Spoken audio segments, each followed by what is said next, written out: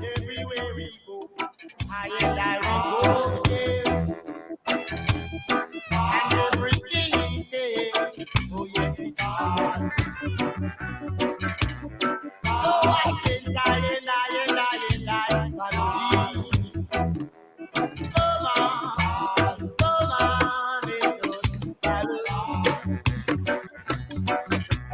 Come on, let us follow, Marcus, yeah, why can't I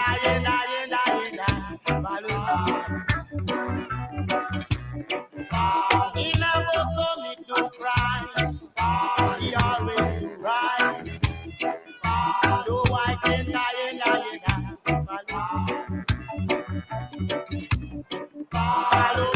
follow, Marcus, yeah, why can't I follow?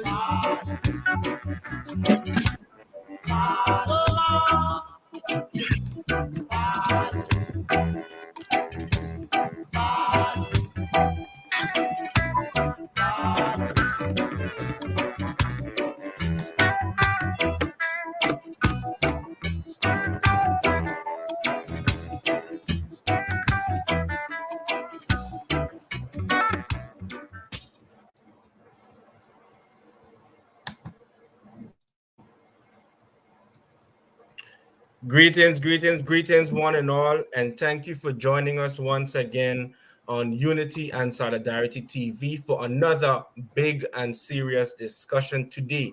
Today's date is Sunday, August 4th, 2024, and I have the pleasure and honor to be your host. My name is Bakari Makaru. Before we get into today's discussion, I just have a few announcements that I think would be interesting to our viewers, of course. Firstly, Nosonios is a cozy, fully furnished 3-bedroom, 2-bathroom condo located on the Waymont Hill, and it's perfect for families, perfect for expats, or just perfect for persons who just want to get away for a couple of days. Of course, the breathtaking modern amenities makes it the ideal spot to get away to rest, recharge, and rejuvenate, of course. So for more information, please visit the Facebook page of Nosonio. And of course, you can find us on other platforms such as Airbnb and Booking. Also, have you heard about Mindful Elevation Caribbean? Well, this incredible initiative is a brainchild of Dr. Monda Hansa.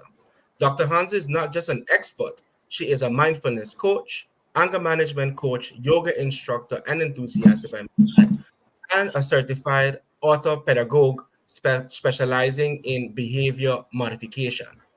Mindful Elevation offers a wide variety of invaluable support to youths, adolescents, and families through counseling and workshops in different areas such as emotional self regulation, building self confidence, meditation, relational guidance, and of course, yoga classes for the enthusiasts.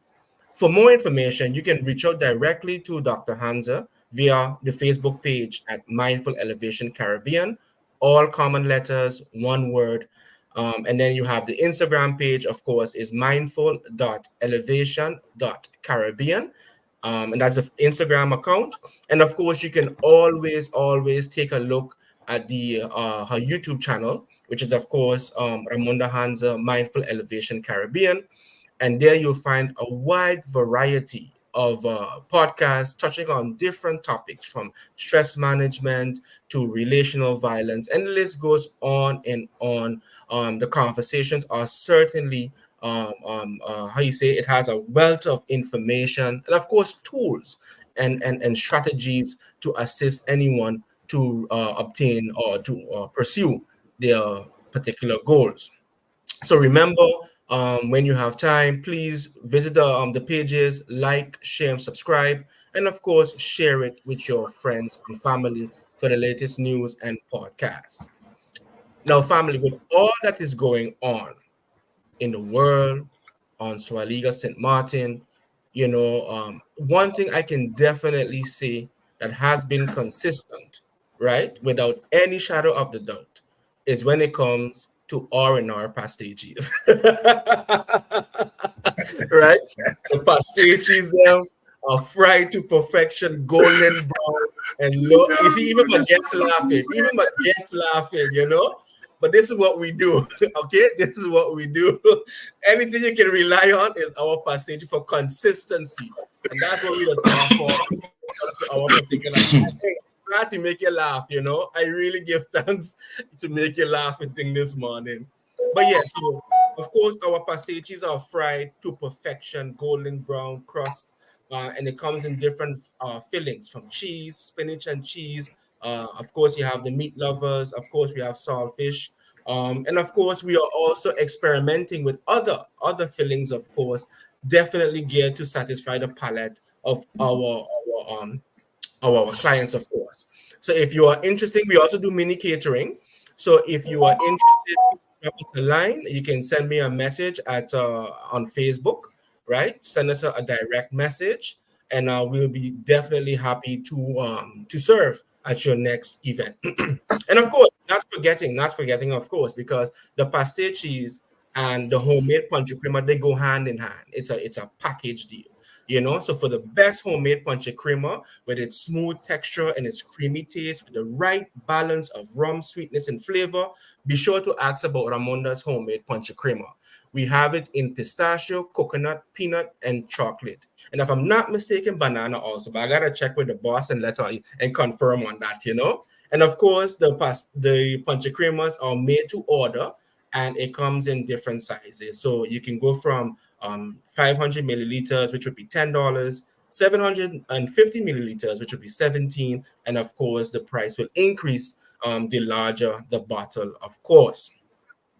Now, today, folks, today's podcast will be streamed, of course, via our YouTube channel, which is Unity and Solidarity TV. And of course, for those of you who you can also check it out via my Facebook page. I've also included the link there so that it will just direct you to the Facebook channel. And of course, you can also check out the page of Pro Swaliga. The link is also there, right? And of course, on Pro Swaliga page, there's Yes, sir. a post and a wealth of information, local as well as international, that is definitely worth the consideration, the serious consideration of the serious reader who wants to make sense of all that's happening today. Now, family, according to the Criminal Code, Articles 2.44 and 2.45, vote buying and vote selling is a felony. In other words, a criminal act. Despite that, this contentious issues appears to be very prevalent in our society. Some say it is difficult to detect, much less to prove, while others seemingly refuse to understand the deeper implications of this act. Either way, it does not diminish its long-term implications. Today, I am joined by none other than Mr. Renate Bryson, Secretary General of the Pro Swaliga Foundation, to discuss this very stubborn issue. Many might say, Bakari, Pro Swaliga is best known for championing self-determination, decolonization on a local and geopolitical level. Not to mention the amount of times that Pro Swaliga has bust them shot when it comes to ensuring that The Hague refrains from interfering in the political process. Hopefully, brothers and sisters and comrades, by the end of today's conversation, you'll understand exactly why and see the connection. So without further ado, Renate, welcome and thanks again for accepting the invitation to be part of this podcast. It's always a pleasure to have you on the podcast, King. Good morning, Bakari. Thank you for having me again. And good morning to your listeners, viewers, wherever they may be, whatever media forms of media they're using. And I look forward to having a very, very good conversation with you today, just like we did the last time. All right, give thanks, give thanks. And listeners, I received some good feedback from the last time. You know, of course, Yes. they would have said, hey, you know what? It was a bit long, so I had to listen to Yeah, it it in ran stages. about what, 2 hours last time? Two At and a half least, at hours or least, at something. But the least. conversation was so good that, Indeed, indeed, yeah. indeed, I indeed. think But what I it got is good a lot of people reviews. don't know that we actually know each other from a decade ago on At our least, market. Because we're both Gaviites. I was explaining this to your aunt the other indeed. day, and that is where it actually started, from our Gaviism and our reading. I mean, obviously, you're a little bit more well-read on that than I am. I'm well-read, but you got a library up there. Look at the books behind you there. But this is, we used to have some serious conversations on Pan-Africanism and Gaviism and some serious stuff. So this is just full circle coming back. Give thanks, give thanks, give Yes, thanks. sir. So Kim, and really and truly, I was really happy that I was able to make you laugh when I was busy, with the announcements and thing, Well, that but was again, good. that's what we do, that's what we Yeah, do, to always that try was and good. push and promote, different ways of turning our hand, as Correct. the people from long time ago will say.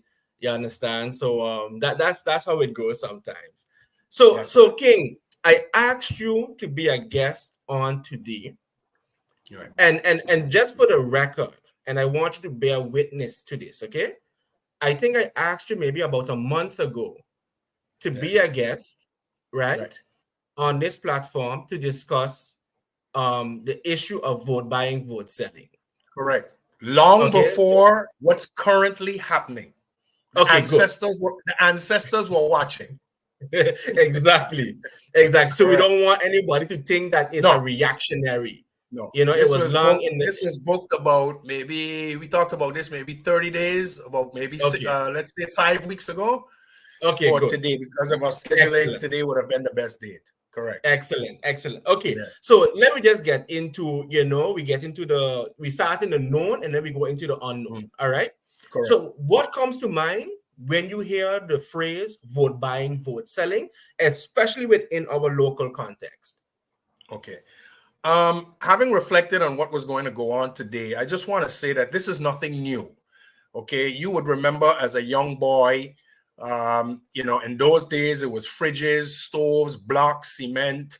You could go in by the old government building, sign a bond, and down where Real Auto is, I can remember that from my, growing up, where Real Auto, FW Vlon in those days was, you would see fridges and stoves and blocks and cement and stuff out there. I mean, we laugh about it, but it's what's led to today. This is not something that just started in 2010. It was done in a different form back then, but it wasn't really maybe cash per se, but it was definitely something where it was used to sway voters. And at that time, we only had one political party. We had no opposition really. We had the party that was running for 40 years strong, and that's what they were doing at the time. Is we have to be honest with ourselves. If we're going to have a conversation, we have to just be honest with ourselves. So this is not something that started with this current crop of politicians. This is something I can remember from since I was a young boy, this kind of thing. As for your question, for me, it taints the democratic process. Now, I just want to preface by saying this. We are not unique in this situation. Wherever you find so-called Western democracies, there's always an exchange.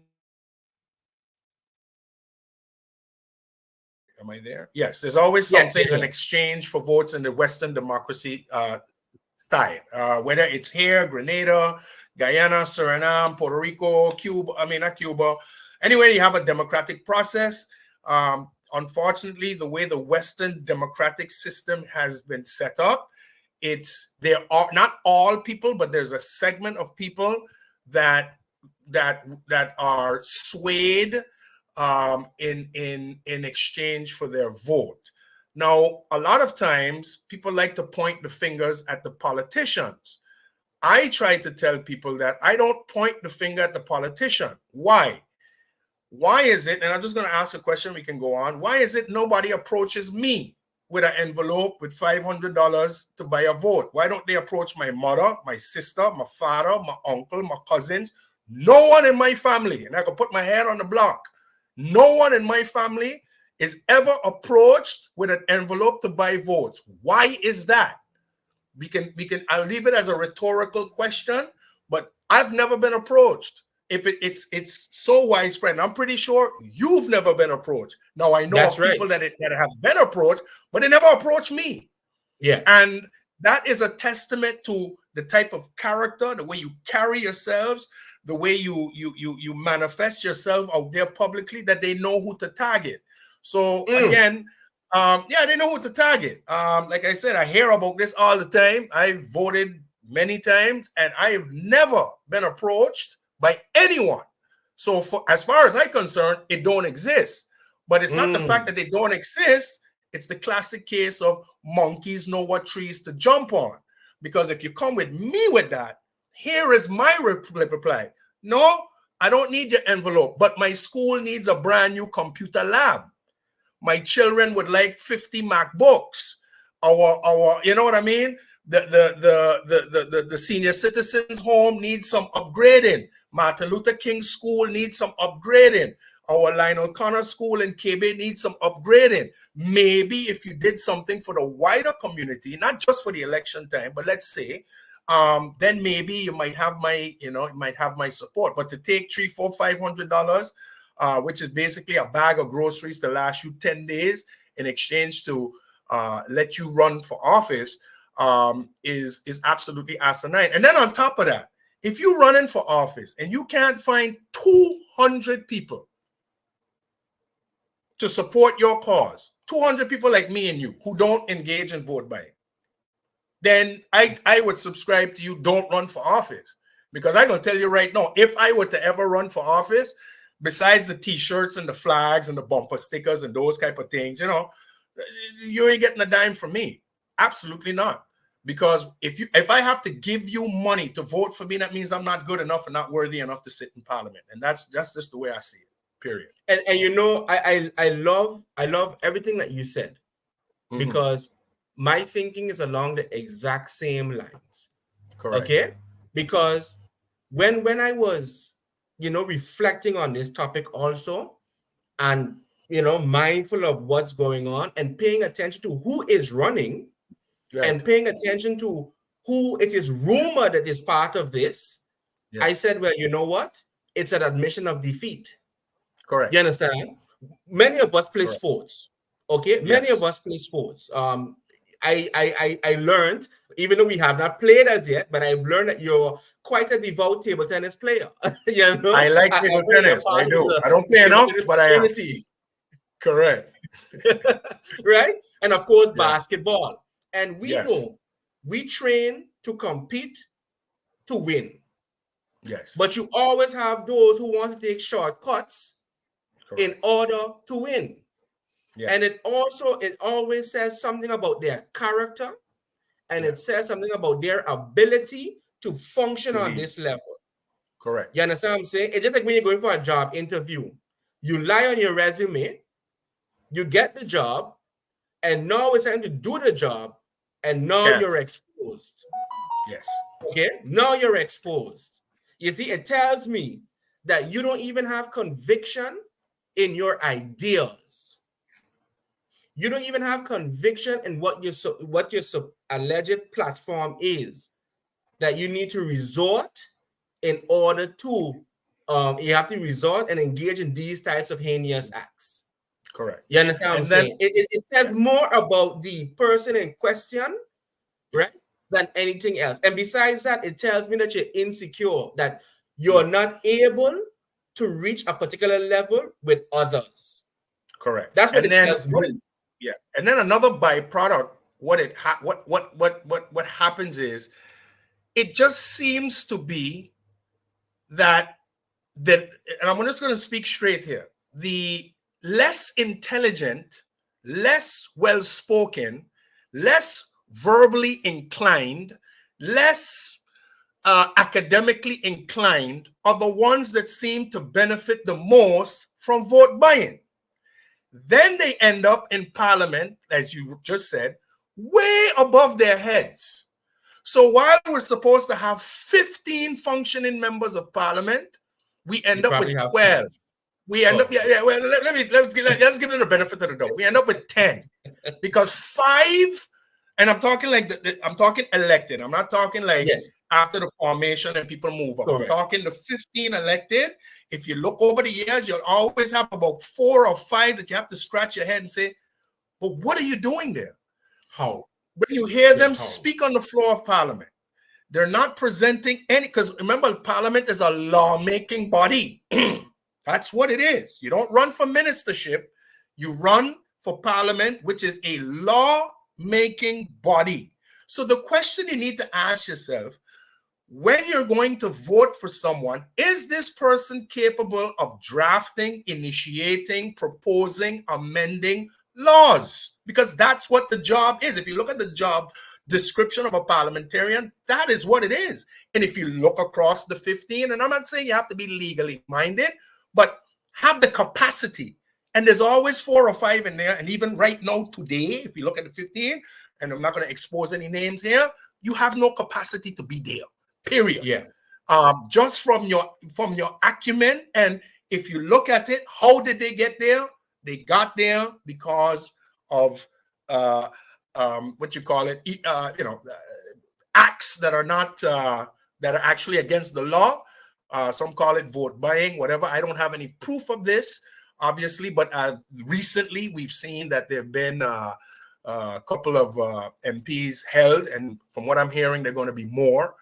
And if you see what's going on, obviously it's a problem, because now you're putting people in office that are supposed to lead us legislatively, and they can't. But they're there collecting a handsome salary, have all the perks of office, and basically you're leaving it now in the hands of 12 or maybe 10 capable MPs to do the job of 15. So it's a very bad spin-off effect with the vote buying.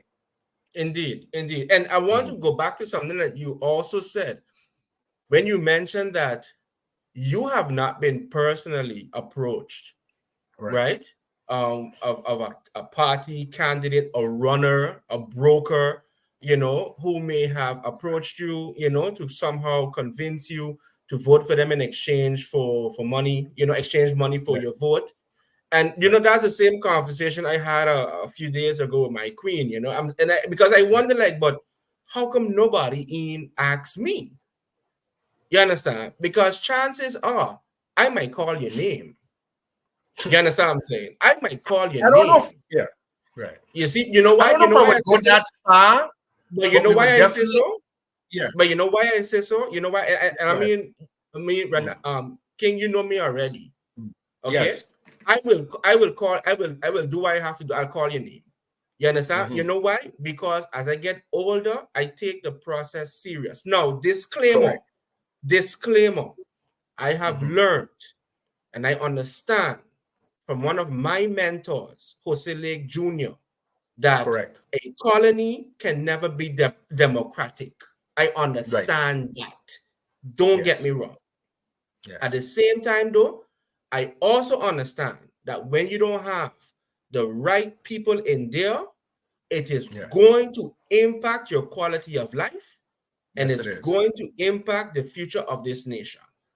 Correct. Okay? Irregardless, this is how the chips are set up, right? It's either you participate or you don't participate. It's one or the other. There's no in between, you see? That's but I am saying, King, that, and the reason why I'm saying it also because in law, if you witness a crime and you don't report it, what happens? Yeah, you are an accessory. You could be an accessory. You are an accessory.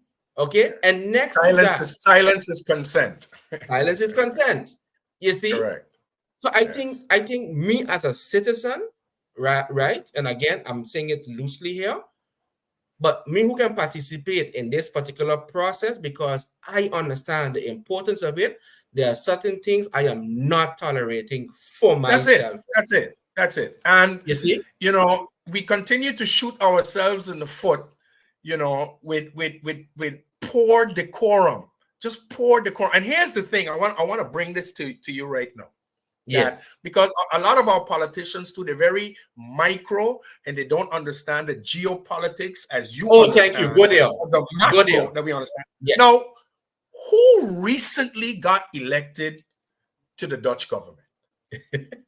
The far right of the right of the right of the right of the right. A man, right, who makes no bones about where Muslims stand, where Islam stands, where immigration stands, and where so-called Antillians stand. He's been saying this for a decade.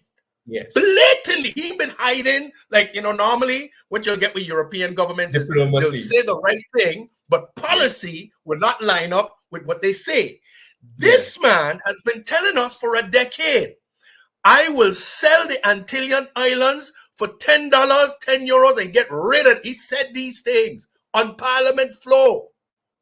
They were just elected last year and just had a formation of government maybe a month or two ago. He's in the mix. He has ministers. He's not the prime minister, because obviously that would be a bad look for Netherlands, who have this, supposed outward international look of being such a, a socially accepting country. But you and I know different than that. But they couldn't put him as a face. But he's in there. Now, if you understand geopolitics, you will understand that what has gone on before is not going to go on again, because this particular government that's in there has told you openly that that you're persona non grata. Not on our email, not on WhatsApp, on Parliament floor, the Tweede Kamer, Mr. Wilders has said these things straight out. Islam has no place in Holland. Muslims must have no place in Holland. Immigrants have no place in Holland. Antillians, you are second-class citizens. That's what he's basically said. Anybody don't believe me? I can find it for you. I can send you the information. You know these things, Bakari. Of course. Yes. If you're aware of the geopolitics in Holland, you don't think you're gonna behave yourself a little bit? You ain't gonna behave yourself a little bit, knowing that you have a far-right government in there that has told you blatantly, because of your because of your phenotype, your outward appearance, because of where you come from, or because of what religion you hold, you are persona non grata according to him. Not all of Holland. I ain't saying this is all of Holland. Right. I'm talking about this one particular individual who the Dutch state gave, I think, about 37% of the seats or something. Like, it wasn't a majority, but he got the biggest share. Good. You don't think you're going to say, boy, listen, things change. Well, I will do a favor here today. Gentlemen and ladies that are vying for office, elected and so on, the gig is up. It's over. Whatever you've been doing for the last 5-6 years, reinvent yourself quickly. We've had 2 MPs held, and remember, you're innocent until proven guilty. So we're not talking about guilt here, but held in the span of 30 days.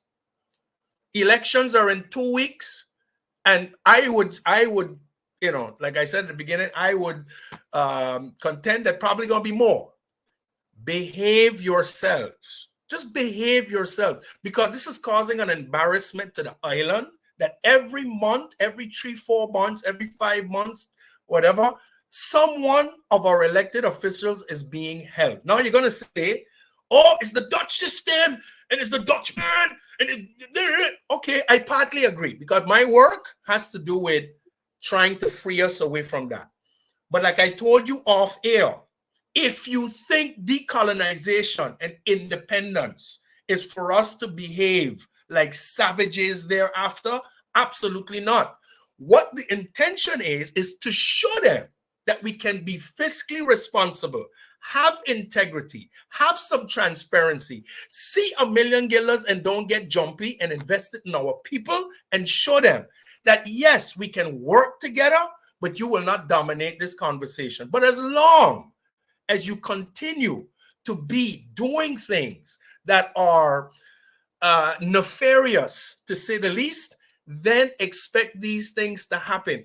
If you're acting with integrity, you don't have to worry with no Dutchman coming to knock down your door, RST, TBO, and these things. If you do things the right way, just do it the right way. You've tried it your way. Since 2010, I think the count is 15 elected officials detained, serving jail time, or convicted. One of the three. 15. That's more than one a year. I subscribe to you that per capita, right? St. Martin has had the most elected officials arrested we hold the record per capita. We hold the record, bro. There's no other place with these. But then again, in these other places, they have a legal system where they're judged by their peers. We don't have a legal system where we're judged by our peers. So, that may be the difference. And I would also say next to that, in some of those countries, I want to believe that at least to some extent, the people hold those politicians to great accountability. Correct. You understand? They use their voice, they mobilize to ensure that particular MP or minister or whomever is out.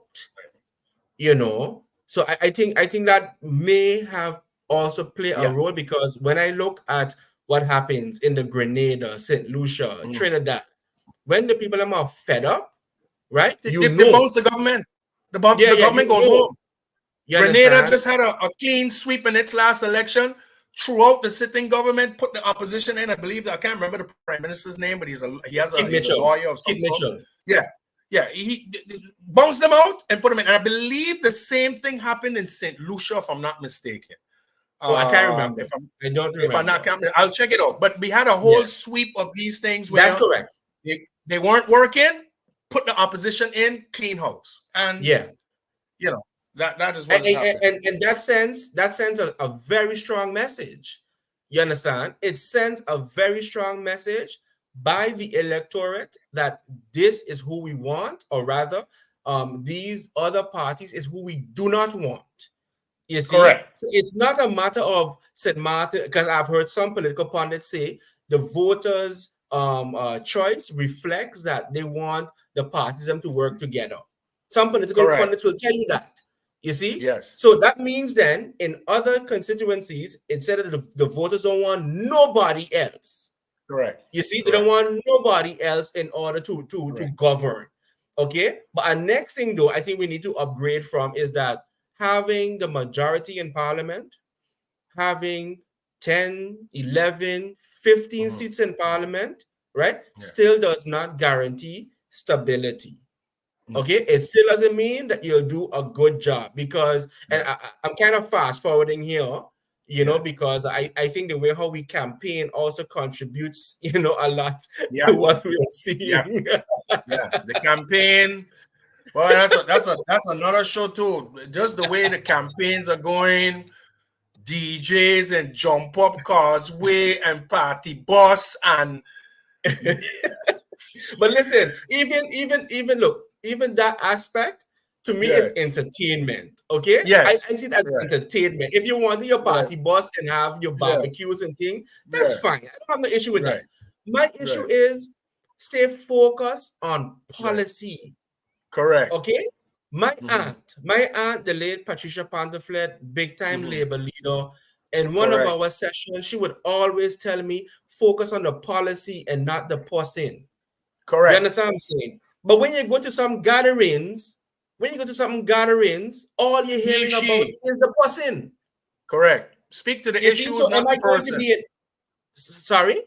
Speak to the issues, not the person. The issue. So, let's try not to get personal. Yes. Exactly. So, because at the end of the day, I want to believe that you want to have an informed electorate. Correct. But the way how I am seeing it, and here's where I need you to weigh in, the way how I see the campaign is unfolding or intensifying, it's more about influencing. and Correct. not necessarily informing. Right. What do you think about that? I'm going to say this. You know, I've lived. I've had the fortune. I've been fortunate enough to live in varying parts of the world, Europe, America, and one thing I have to say about the electorate in St. Martin is, you know, there's a saying in teaching that, you know, you have to meet them where they're at. You understand? So I think what the politicians do is they don't want to fly over the heads of the majority of the people who they're trying to reach out to. Okay, so when you come out there now, you start talking about policy, and you start talking about legislations, and you start talking about, you know, those kind of things. I don't think they consider that to be sexy in order to get votes in the office. People like drama, people like melee, people like finger pointing, people like name calling, people like those kind of things, unfortunately. So what a politician is going to do is pander to what the electorate wants rather than trying to edify the electorate, you know, kind of denigrate whoever they're going against in order to get, you know, a one-up or, you know, advancement on whoever they're going up against. So I kind of understand it a little bit, but I would definitely like to see more discussions, like, for instance, their manifestos. You don't hear anything about that. You just hear, oh, if we have a manifesto, and it's just, you know, something that they do because they have to have it. If there was nothing to have a manifesto, most of them wouldn't have it. So you don't hear any talk. Like, for instance, as long as some of these parties have been running, I've hardly heard a politician discuss what's in their manifesto when they're out and about, or connect what they're saying to their manifesto. Make some kind of connection to the manifesto versus what they're going out and say. They might be speaking what's in their manifesto, but I've never heard, or I don't hear it frequently, a connection from the manifesto to what you're declaring publicly to the public. So, you know, you raise a very good point. I just think that sometimes the politicians are just behaving in a manner to please the electorate in order to get what they need. They don't want to come across too, I don't know if the word is administrative during these political rallies when people are coming out to more, you know, we're going to do this and we're going to do that and bop, bop, bop, honk your horn if you hear me, and those kind of things. I think to rile up people, kind of like a good Sunday church service, a feel-good moment, and then have that carry over to the polls. I think that's more of it. And don't get me wrong, I agree with you. Okay, I really agree with you. Where I get concerned, right? Mm-hmm. And you probably saw the numbers also. The youth population outnumbers the adult population. Yeah. And then when I say youth pop, I mean those who can vote. Vote, yeah, okay? Voting age. Correct. Yeah. And let me be more specific, the 18 to the 24. 24. Yeah. Okay, though I think if I'm not, based on the last information I saw, and if I'm giving the wrong information, family, you gotta correct me on this. But from the last thing that I saw, it seems to have been bigger than the adult voting population. Correct. You see, and going off of what you just said, chances are they're even zooming in even closer on that particular demographic. Okay, to get that vote. And again, there's nothing wrong with that. But at the same time, I think it's important to recognize it as leaders, right? Yeah. Because some don't like to be called politicians. They want to be called community leaders. They want to be called all kind of things. And that's fine. My thing is, right? If you want to be called a leader, then demonstrate it. Right. Okay? You can adjust your message. Malcolm X was able to connect with young people, intellectuals, gangsters, everybody. But his how you say, his mannerisms remain the same. Yes. You understand what I'm saying? Yes. And we can learn that from a whole heap of others also. So it's one thing to want to connect, but wanting to connect should not keep me on a certain level. And I think Correct. Correct. at times it keeps Yes. the masses on a certain level. It does Yes. not allow them, to expand, their Their mind. critical Yes. thinking. I Correct. That's my issue. And as an educator, I believe you'll agree with me Yeah. on that You know, particular I, point. I was having a conversation the other day about CARICOM membership. And it was just a friendly back and forth. It wasn't nothing too thing. You know, one person was like, yeah, we got to rate. I don't know if joining CARICOM, because, Kurosawa recently became an Yes. associate member. We fighting with this thing since 2014. Montserrat is a full member. I don't know how Montserrat became a full Can member, you imagine? non-independent, but yeah, but they Can are. you They're a full imagine? member. I think Guadeloupe is in. Guadeloupe is in. Suriname is in, even though there's Yes. no, I mean, you know what I mean? But Suriname, Haiti is in, everybody, they're in.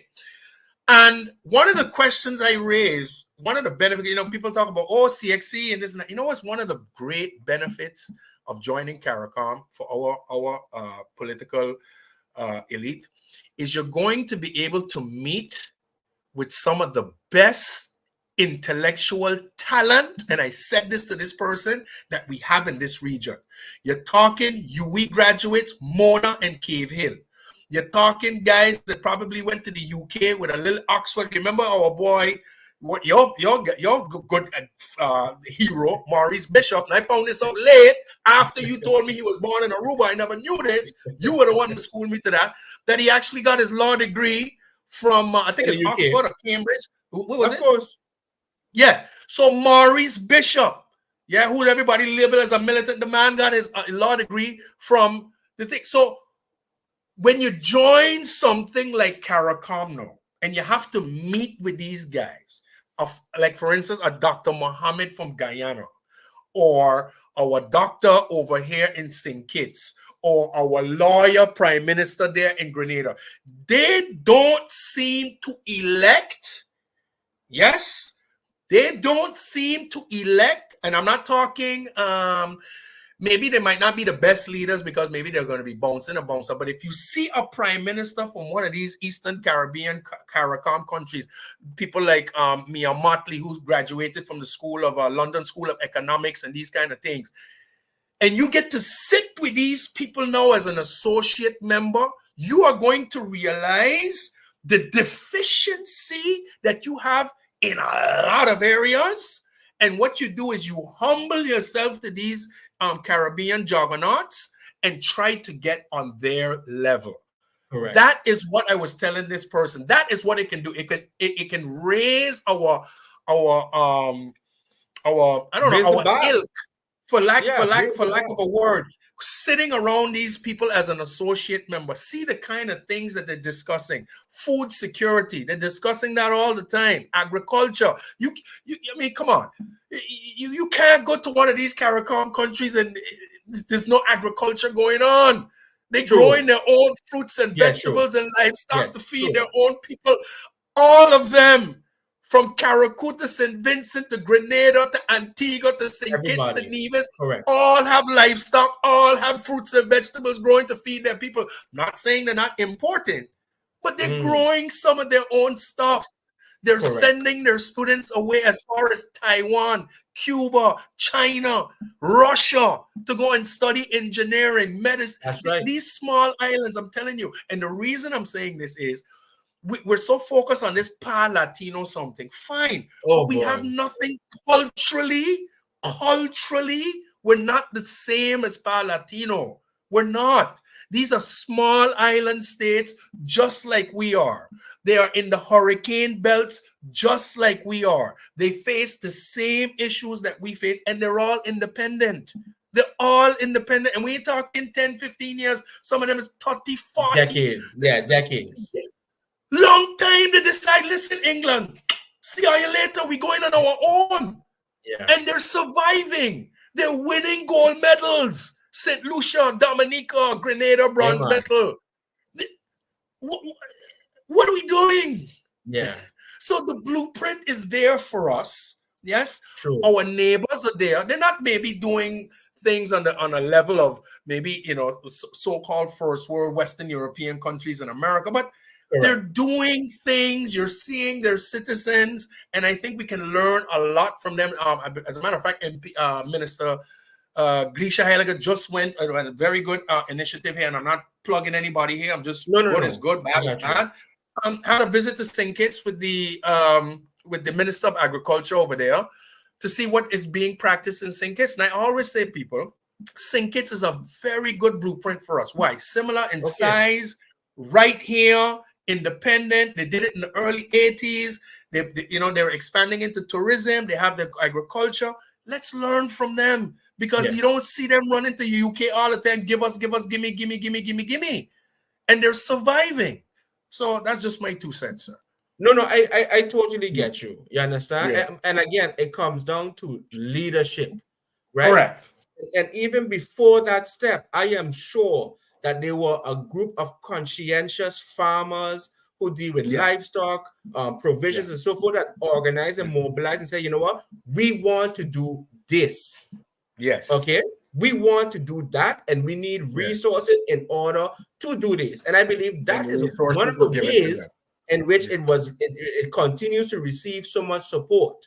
That's one area, I think, you see, because one thing I can say based on my observations on what's happening in St. Kitts, they take pride in their produce.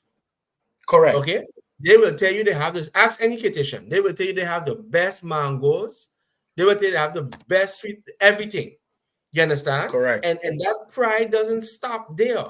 They go and they demonstrate it. They put their money where their mouth is. You understand? Correct. The problem is when you vote for people based off of the exchange of a good service, gift, promise, whatever, that possibility has now evaporated. That's my theory. You understand? It's a good That's theory. my particular feeling, because they are not going to go in there with with your interest. They are going in there to maintain, or rather to acquire or to maintain a certain amount of power and influence for a select group of people. That's my feeling, King. And that's another reason why I feel so strongly about this topic. You understand? Like, let me get another example. We've all, to some extent, followed the results of the last election, and in particular, the comments or the series of meetings, the marathon meetings of the electoral council, I think it is. That's right. The electoral, I believe that's the name of it. That's right. And in between, of course, next to the remarks, I would have heard someone said that they were offered money in exchange for their vote. They said this openly.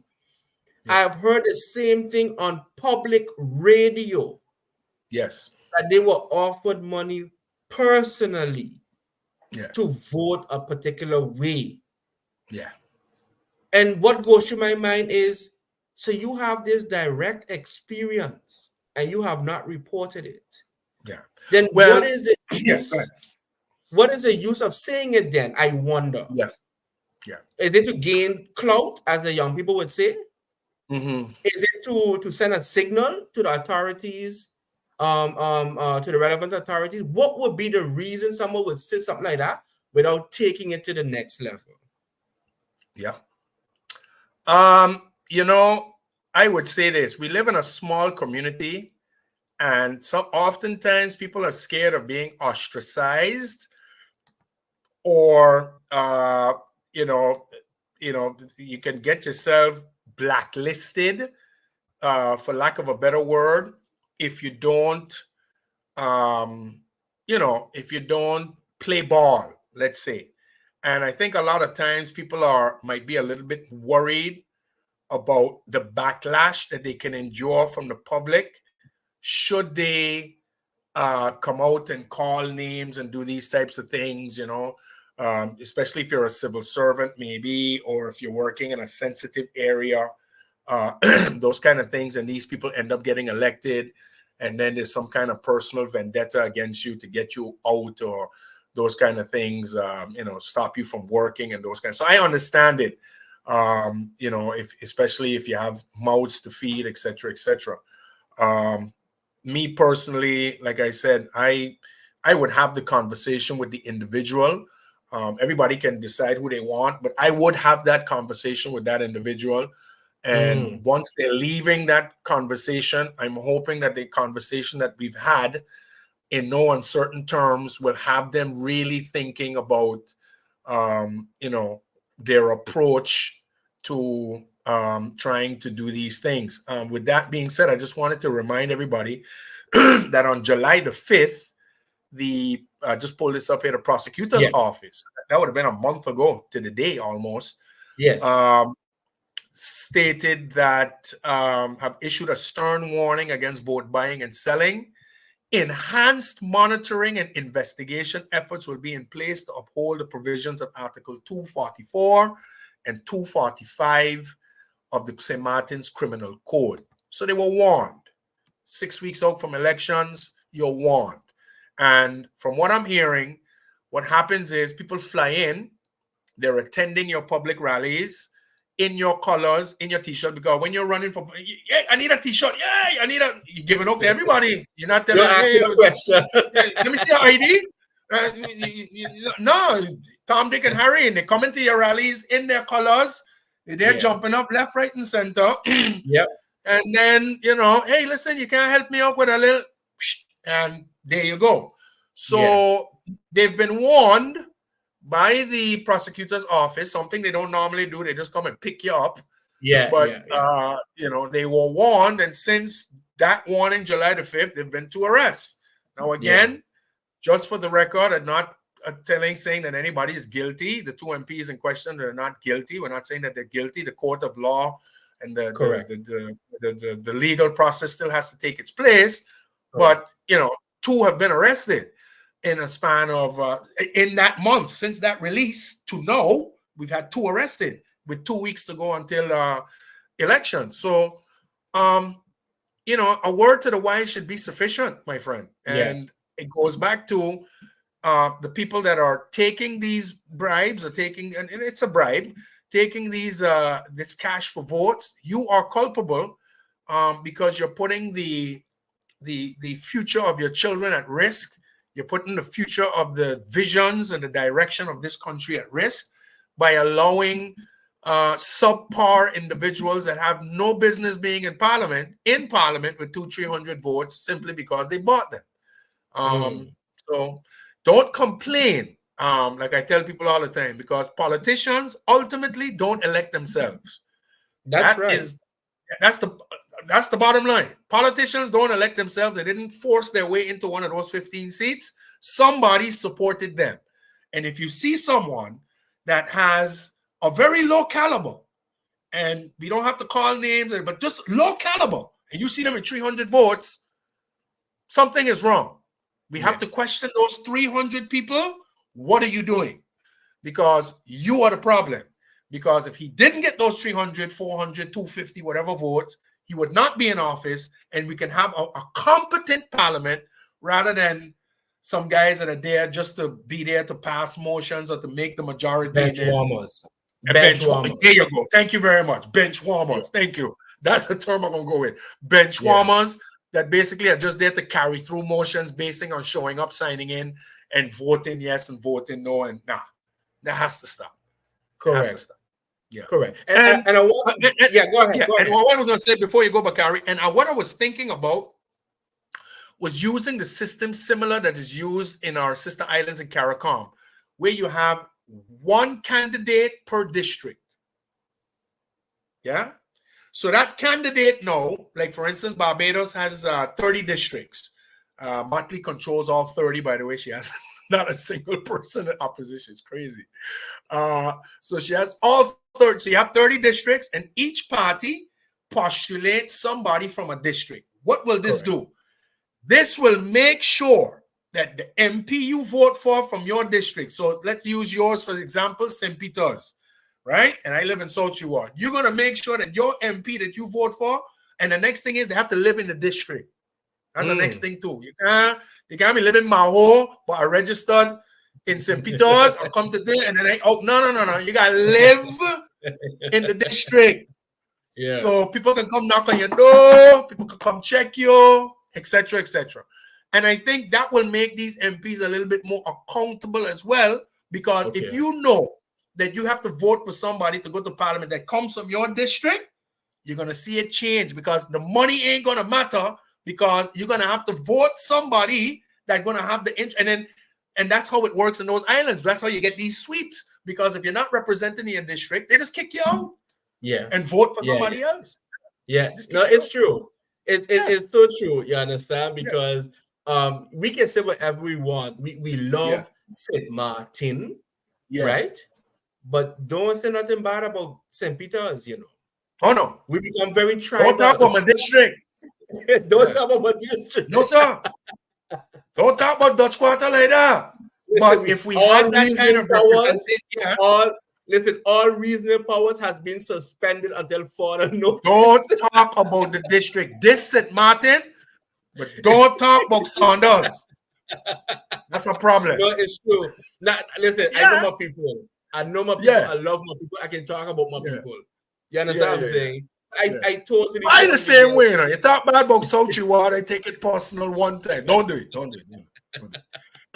No, I deal with you. But listen, I want to take a few steps back. Yeah.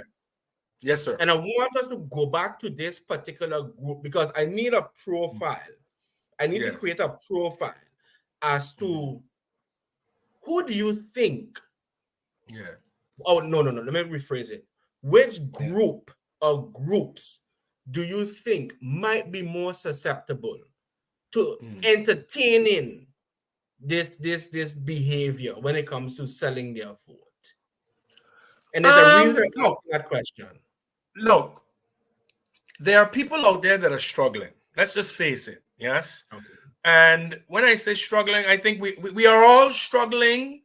You and I, who have, decent, good jobs, and we have a roof over our heads, and we can go out and go in the fridge and find something to eat, and we can turn on our lights and thing and have gas in our car. We would consider, it ain't easy month to month, year to year, but we live pretty comfortable lives. There are people that don't have that reality in St. Martin. So you would be talking maybe about the single mother who's under the age of 30 with maybe 2 children. And the job that she has is paying her minimum wage. Maybe you're talking about the young man who was recently finished his sentence in jail, or was just let out of jail and is finding a hard time to get a job. Maybe you're talking about maybe a senior who, the pension ain't reaching. Things are hard. She's home. The pensions get taxed and this, that, and the next thing. Maybe you're talking about somebody who has serious medical issues, medical bills that had to fly out, fly in, insurance, serious medical bills. Maybe you're talking about someone who, if the election's at the right time, need to find money for school fees and school uniforms and books, and this is the time of year too. School's about to start. You have to find that extra income.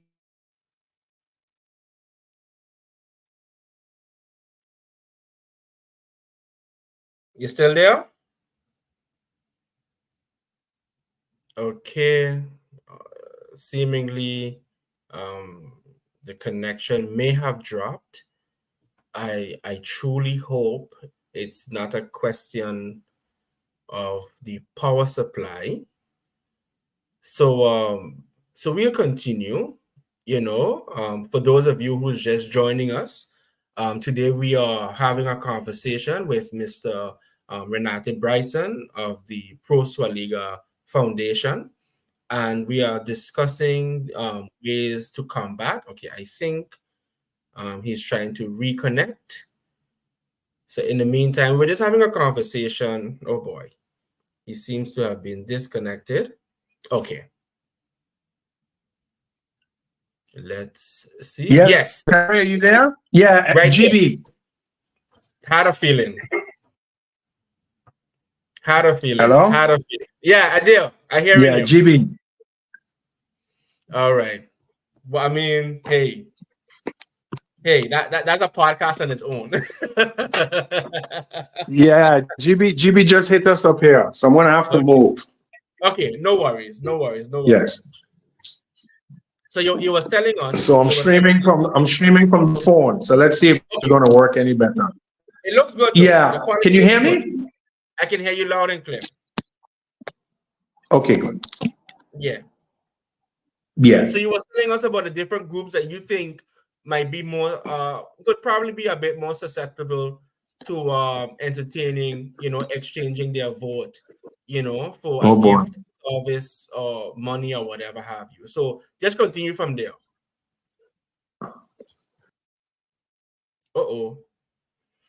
Okay, I think he may have accidentally pressed something.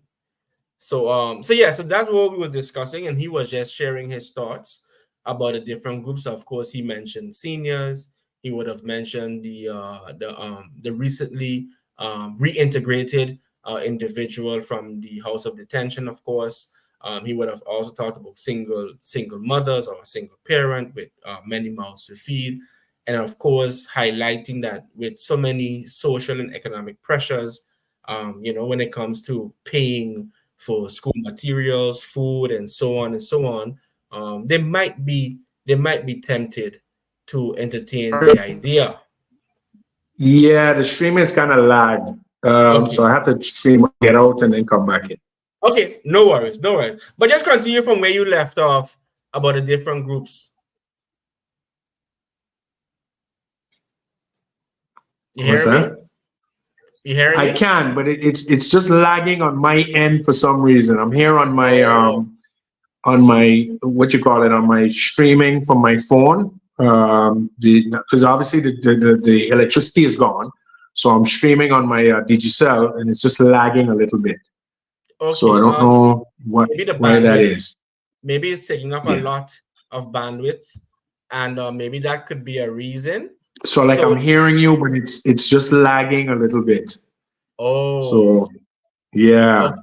Okay. So it's not too cohesive. So you're hearing me on your end. When you're speaking to me, because I'm on my phone streaming now, for some reason it's just lagging a little bit on the communication. So I'm not able to pick up what you're saying all the way. Yeah. Maybe if you stop your cam, it could save some of the bandwidth, and maybe that might influence. It might influence. Okay, you want to type what you just told me there, so that way maybe, or send it to me on WhatsApp, so that way maybe, because it's just breaking up a lot, unfortunately.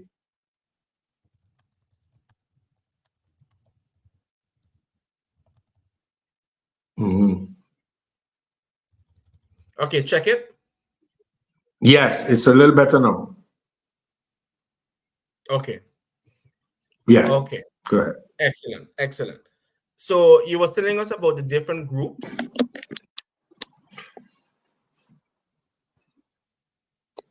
Oof, still shrink, still. Yeah. Okay. Still a little bit. Let me try something. Let me see what he try said and try and stop your camera. Oh, okay. Hold on. All right. Let me try and stop the camera. Yes. Okay. Let's test it from there. Is it a little better? Yes, it is. Okay. Excellent. Good. So, folks, apologies for stopping our camera, but in the interest of the conversation, it might be a good way to ensure the quality of the conversation. So, apologies for that. Yeah. So before. So where were we when GB went, Bakari? Listen, don't say that word. Don't say that word too often or too loud. Okay, before the whole place gets shut down. Okay, please, I can't afford it right now. But it happened the last time we were on too. Remember? Again. Remember the last time we were on, it happened clearly, too. I remember clearly, and I remember all of the emotions that came to the surface, and I would not repeat the words that were uttered. No, we don't do that. No, we don't do that. But here's the thing though. because we live in neighboring districts, could there be a ripple effect? Listen, listen. I am not one for conspiracy theories, but at That's this it. phase, That's it. at That's this it. phase, at this phase, they are making it very hard not to consider it. You understand? And I will But leave it at that. I'll but leave it at that. You see, because yeah, yeah. That's it's another topic too. Maybe you should consider something that you can do. Find some, like you had Khalil on before. yes, He's an engineer, and I don't know if correct. you guys discussed GB the last time. Was that about No, we GB? didn't. No, wasn't it? No, you should bring him on.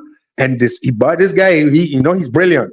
Okay, Bring him on, and maybe I don't know, a week or two to discuss GB. He's an engineer. He knows all that okay, whole. Yeah, he can tell you back and forth what needs to be done or what they should do, or somebody else, okay, you could. okay. Yeah, No, no, I give yeah, thanks. I give thanks. But you see, the yeah. thing Give is, them, give them. based on the Yeah. last conversation I had with Khalil, right? And I Hmm. won't be listening. I'm gonna send him this Hmm. tape. So we was talking about Yeah. him because we ain't got to hide. You understand?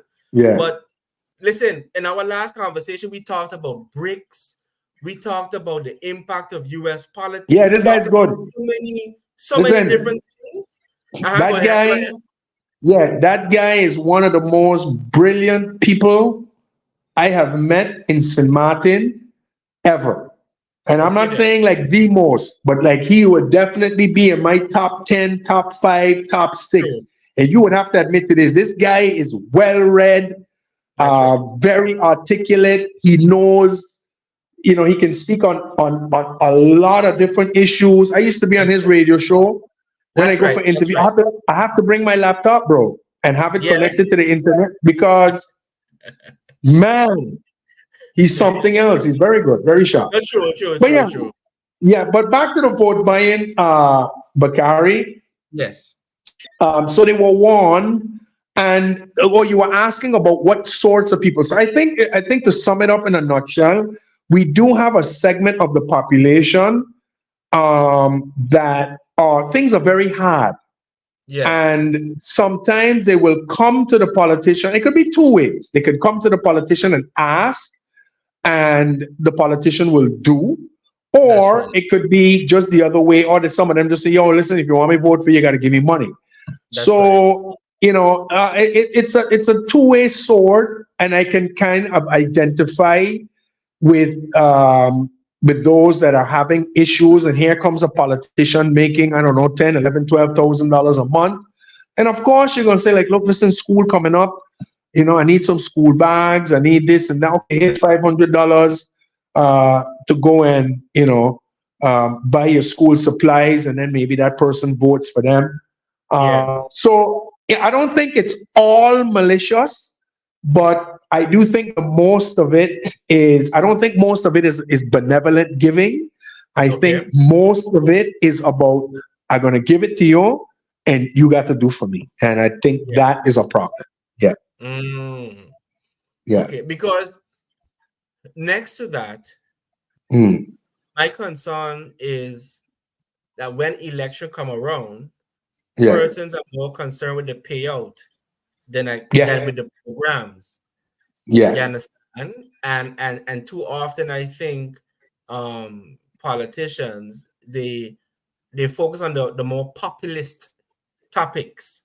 You understand yes, what I'm saying? And besides that, the question in my mind at least is, what are the conditions that keep a large segment of our population in this vicious cycle? yeah, And next to yeah, that, I within my heart of hearts, I want to believe that one day that the voters would understand how by them engaging in this act maintains the system. But you see, there's been a shift though, Bakari, because Okay, if you look, good. yeah, if you look in the last two elections ago, we had a new party come into the forum, the PFP. Yes. Yes. And they were able their first time out to get 2 seats. Yes. Yeah. Now, I'm not, like, this is not propaganda for anybody. It's just showing you the development. Yes. Yeah. Then we come to the last section. We ended up with PFP again, who I would still call them a new party, even though it was their second time running. They came back with their 2 seats. URSM, brand new, 2 seats. The Now Party, brand new, 2 seats. And then the DP Party, which is the oldest party, one of the oldest parties in St. Martin, who are losing a little bit of steam, came back with a resurgence for 2 seats. Yes. Basically, there's been a rejection of the 2 larger parties, okay? Because the 2 larger parties were not able to get an 8-seat majority for some reason. And you can see the shift by when, if we go back, not this last election here in January, the election before, the 2 parties came in, if I'm not mistaken, I want to say they had a combination between the 2 of them, 9 seats, I believe. Yes? Then you had 3 sitting MPs or 4 sitting MPs left the coalition. You had Grisha left the coalition, Ludmilla De Weaver left the coalition, Ludmilla Duncan left the coalition, Christopher Emmanuel left the coalition. Grisha's on a new party, Ludmilla's on a new party, Ludmilla Duncan just came back, and Christopher formed his own party. That's right. And what you're seeing now, slowly, I believe, with this fragmentation of these smaller parties getting 2 seats, 2 seats, 2 seats, 2 seats, is 2 things: an undecided electorate, but an electorate that an undecided electorate, but an electorate that knows the big boys. Them, I don't know about them. Because to see 3 new parties run their first time and get 6 seats out of 15, bro, that's saying a lot. Okay. 3 new, and when I'm talking 3 new, I'm not including the PFP this particular instant. It could be 4, but let's just take the PFP out because they never ran before. You're talking the No Party, the URSM, and the 2 new parties. Sorry, yes, the No, the URSM, the 2 new parties took 4 seats. Yeah. 2 new parties, never ran before, just formulated basically for this election, took 4 seats. And then if you throw in the PFP, who only ran in 1 election before, they took 6 seats. Yeah. So there's definitely a splintering amongst the electorate. The electorate right now looks to me like they're trying to move away from the same old. In that particular, now I don't know how much vote buying is going on, because I think sometimes when we think vote buying, we just think it's the larger part. I mean, I think it's endemic amongst all in some way, shape, or form. But I think that is where we're at now, with a shift away from the old guard. Yes, and then I want to say one last thing. We just came out. Before this last election, we had the longest serving prime minister, the longest serving minister of finance, the longest serving minister of Rami, the longest serving minister of education, the longest serving minister of VSA, who also was running with TIA. So you had the longest serving government. Yes, solid 4 years. What does St. Martin have to show for it? That's a question that that people have to think about. So you had the longest serving. There's been no longer serving prime minister than Jacobs, Rami Duran, Arion Finance, Samuel Education, Otley VSA. There's been no longer serving Justice Anna Richardson. There's been no longer serving than that cabinet. Fast forward to today. So we just had elections. Where are we? Where are we? And I think that is what we're seeing with this splintering of votes, with 4 parties times 2, and And now you have Frankie back in the mix, and Yes, you yes, have yes. Nigel out there. There's another gentleman out there postulating himself. Yes. So, you know, we'll see what happens. Definitely.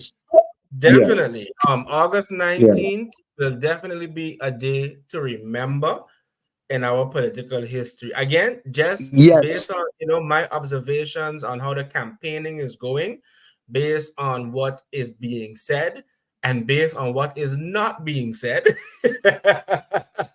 it's going to be a very, very interesting it's going to be a very interesting turnout, I believe. I just hope that we can. Oh boy, my guest has been dropped again. But until then, let me see how I can reconnect with the brother. But yeah, I'm just hoping that we can have an election that is free of any sort of violence, that people are able to go out and exercise their right, um, in a safe, and of course, a jubilant way. And we are trying to reconnect yes. with. I'm here. You there? Okay. So I was Yes, I'm here. saying that Yes, sir. August 19th is going to be very interesting, but Yes, ultimately, I just hope that we can do it in a very safe way, that people can go yeah, out and exercise their right free of any sort of intimidation, correct. free of any sort of too much. Well, how to put it? Because there's a situation, Renate, where when you Yeah, want to go and vote, right? yeah, And it's like the moment you come off of the bus, for example, to the correct. polling station, you are just being overwhelmed, Yeah, with party yeah, supporter. And it's like up until yeah, you reach the door, right? Up there, yeah. they're Until you reach that whispering in your booth, you ear. ain't safe. Not safe. Sorry? You're not safe. Not yet. You're not safe. You're just being hackled and harassed and those kind of things. Correct. Yes. Yeah. Correct. And I often wonder about that. Yeah. Isn't there? I was before our talk. Maybe I have to continue looking. I was going through Mm-hmm. the election ordinance, or maybe I have to go through Mm-hmm. another ordinance to see whether, in fact, that there should be a certain amount of meters. Yes. That Away from the the polling station. voters. Yeah. Sorry, Away from the polling station. away from the polling station.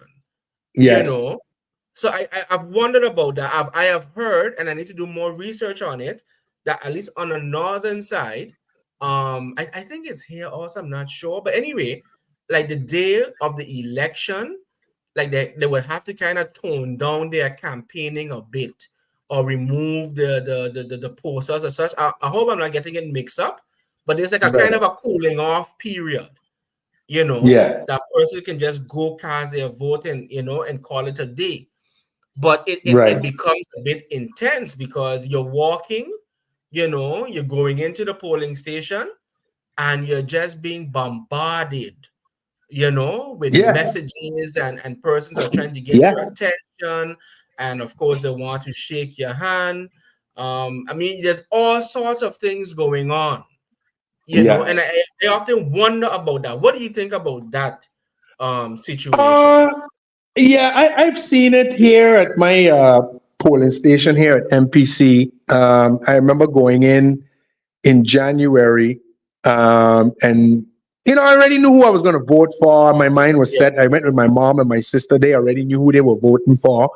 Okay. But yeah, well, you're going through the, and then, MPC going in, they don't have the whole gate open. Is that little where the students go in and come out? Okay. And yeah, I found that there was a lot of just people back. It's all fun, and I know it's in fun and in this and that. It's not like hey, vote for us, and but you people, they're Yeah. doing what they got to do. But I don't know. You're going in to make a very, very important, serious decision, and you would Correct. kind of like want that stuff like up the road, maybe by the Chinese shop, Correct. make that the kind of cutoff area, and Yeah. kind of Yeah. give the Yeah. voters a little place where a little space where they can be away from that and focus on what they're about to do, rather than having this circus right in front of the polling stations. So I Yeah. kind of agree with you there. I don't know if there's anything in the ordinance. When you check it, you can let me know. I don't think there is, or if there Okay. is, it's not being enforced. But I would like to see more of a clearer space, maybe a good 20, 30 yards from the general polling entrance, just to give the people a little, because up to the election, you're already in the hoopla, the political rallies, the this, the that. So on the day, I want that stuff just toned down. Just like how they say, like you can't have alcohol drinking and those things for a reason. Just move it down the road. Like 100 feet, 200, 300 feet away from the polling station, and then give people a right to go in. I kind of like that, yes. And let me put it from this perspective, as I get older, let's say, for example, if I have to park my car, reverse in and park the car, I got to turn down the stereo. Yes, I got to be quiet. No. Parking a car, radio got to go off, boy. How you mean? I gotta turn on the stereo so I can see better. Wipers and all got to come on. You understand? Of course, we sharing a light moment. You understand? But if we park a car, we need to concentrate. Great. You want to walk in with a clear mind with all the. I agree with you. I saw it last year. The hoopla and the balloons and the every car that drive by, the pushing sign in your face and just put 100 yards thing around it. We're not saying don't come to the polling stations, but a distance. And I'm pretty sure it's in the it should be in the ordinance, and if it's not, that is something. If it's not in the ordinance, that's something that they should consider amending. And when it don't come out, because it's all in the political spirit. But let's compromise with the distance. You know what I mean? It's really something. But another issue I wanted to pick your brain about, right, is that recently the term voter suppression has, let's say, entered into our vocabulary. Of course, it is somehow linked to the recent decision. Let me not say somehow. It is linked to the recent decision of the Prime Minister to discontinue public meetings. Of course, Parliament was not in agreement. They had some very strong feelings about that. And then the word voter suppression comes up in the discussion. So I want to hear your take on it. Is there a link? And I hope I'm not creating a false impression. I don't want to misrepresent anything. But I want to know, is there a link between, let's say, stopping public meetings as we know them to be with voter suppression? And if so, what is that link? I think when they use the term vote, I'm gonna answer that first, and then I'm gonna go back to something that I personally believe about this whole situation. Okay, good.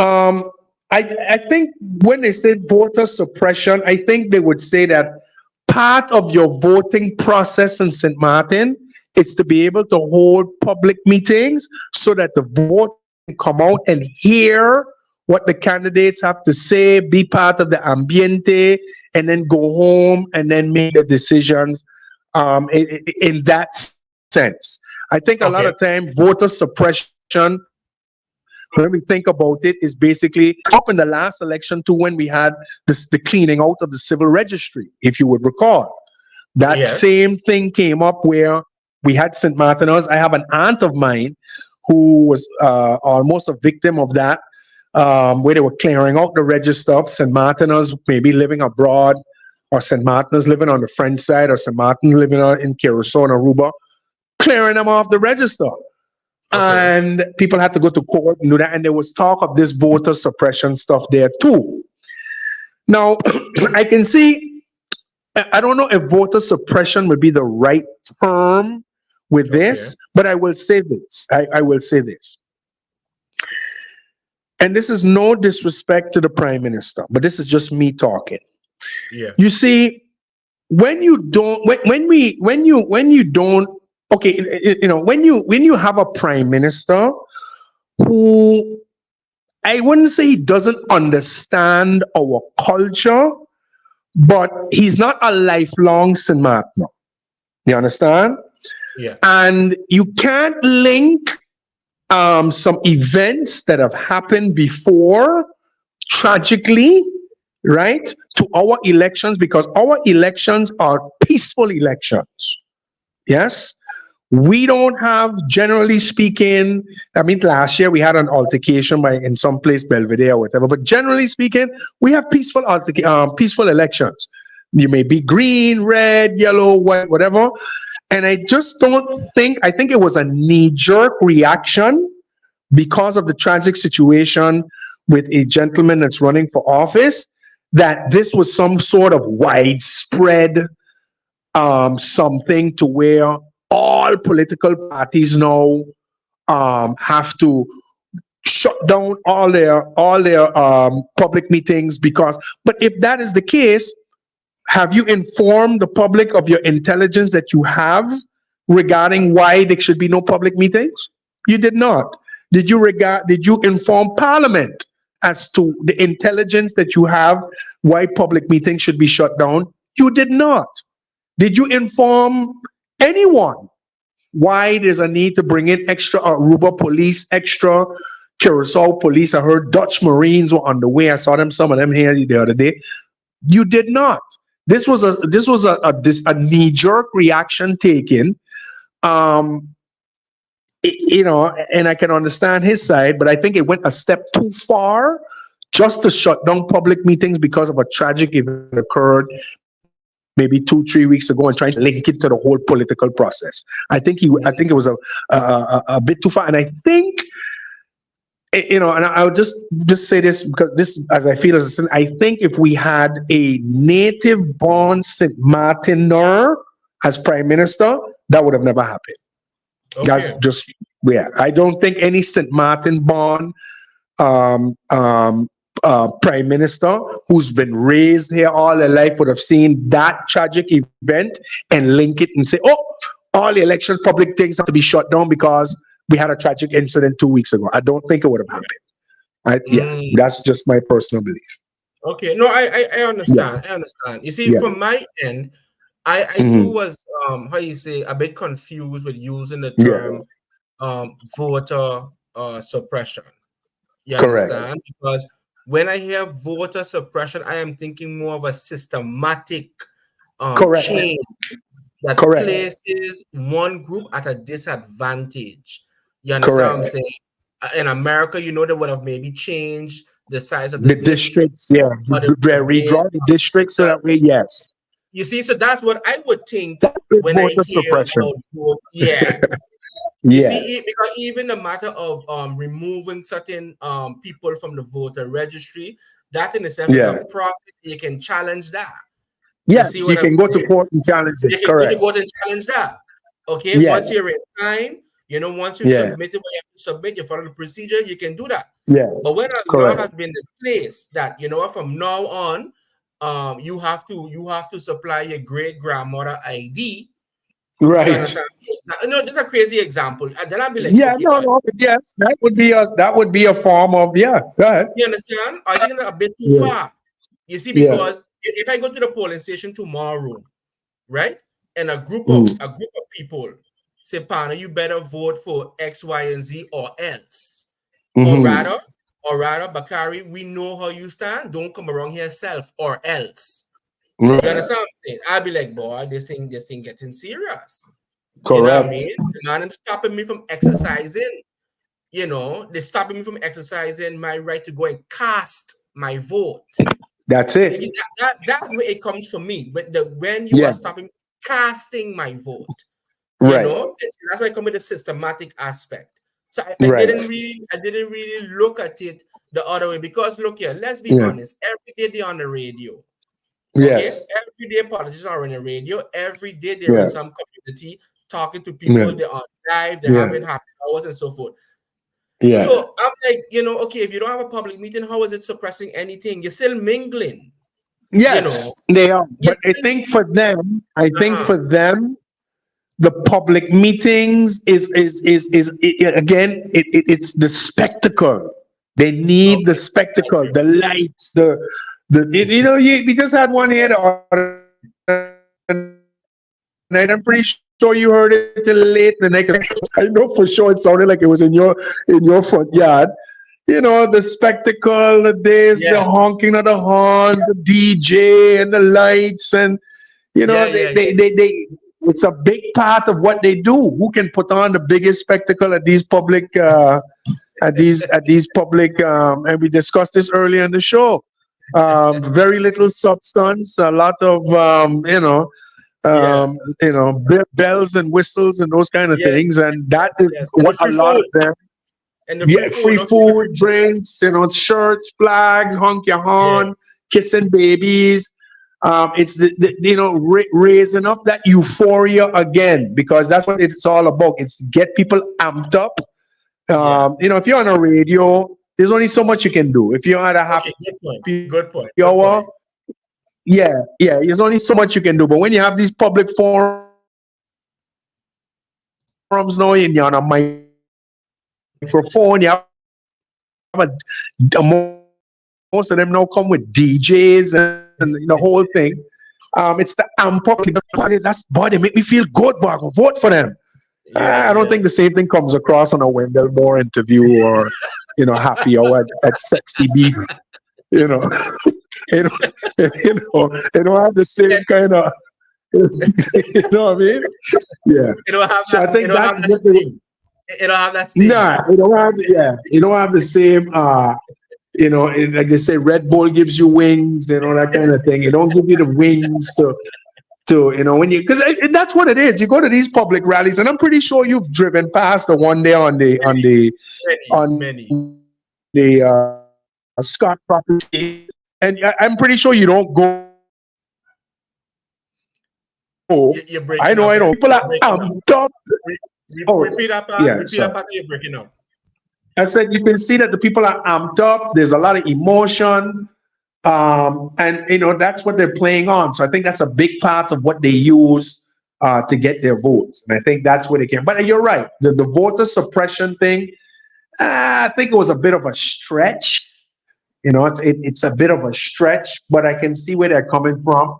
But it Yeah, was a yeah, bit yeah. of a stretch.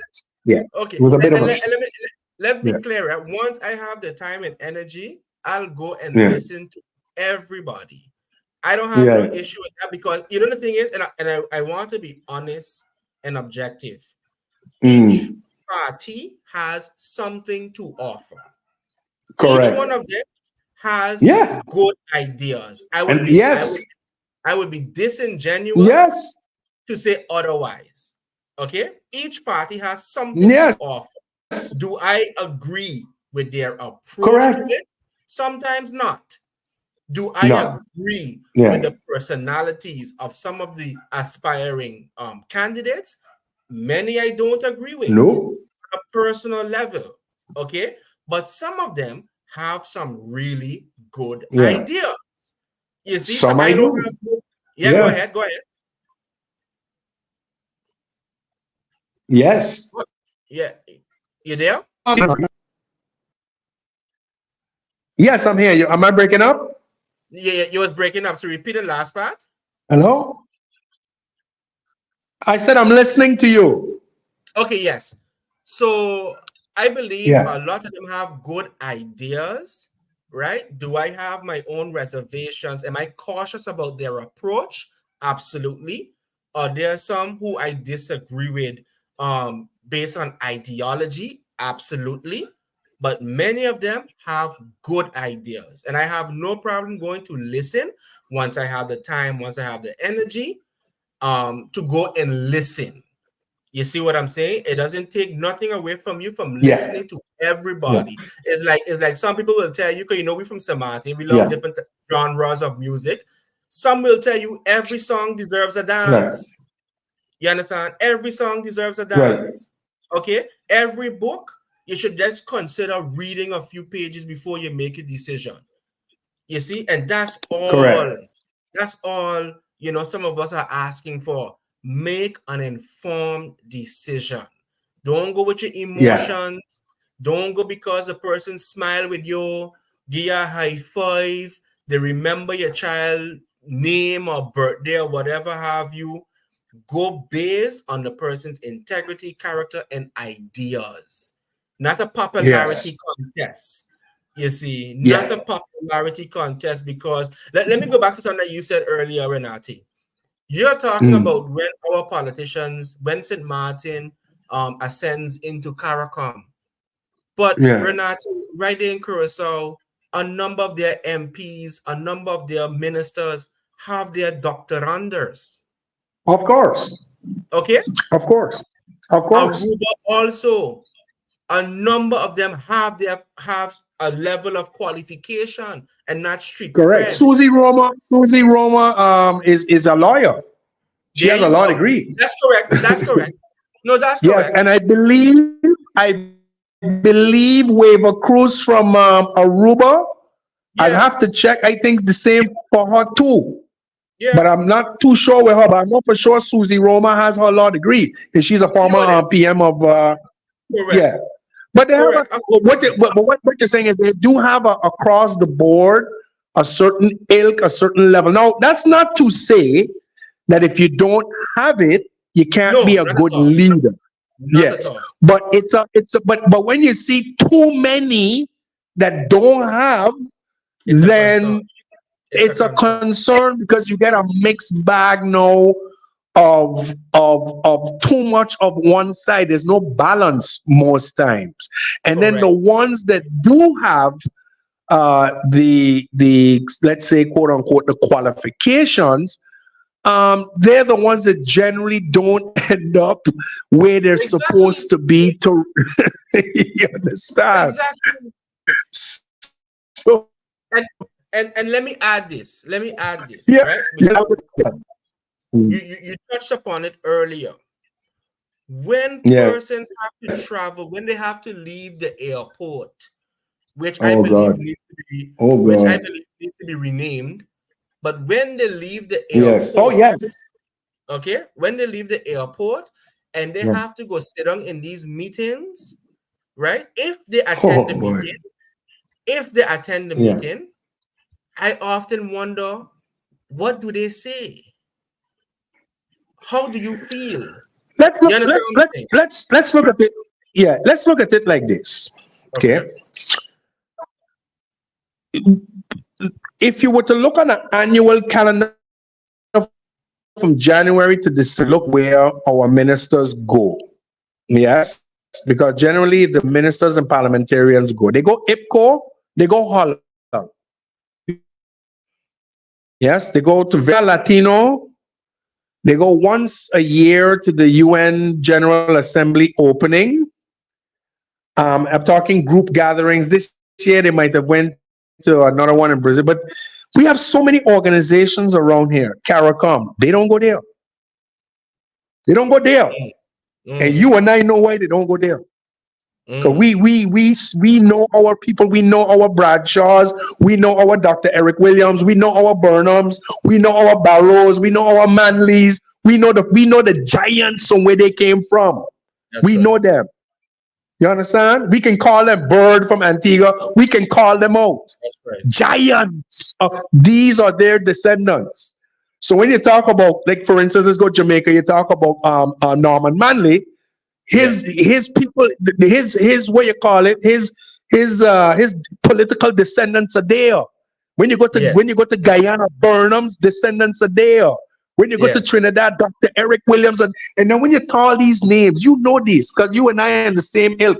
When you call those three names, and there's more, Barrow of Barbados, and the rest of them, Bradshaw from St. Kitts, Bird from Antigua. When you call these guys names in these regions, you are talking like you're talking about the Avengers. I don't know if you're familiar with the movie with Thanos, and you're talking about Caribbean Avengers, my brother. Giants. Yeah, giants. Giants.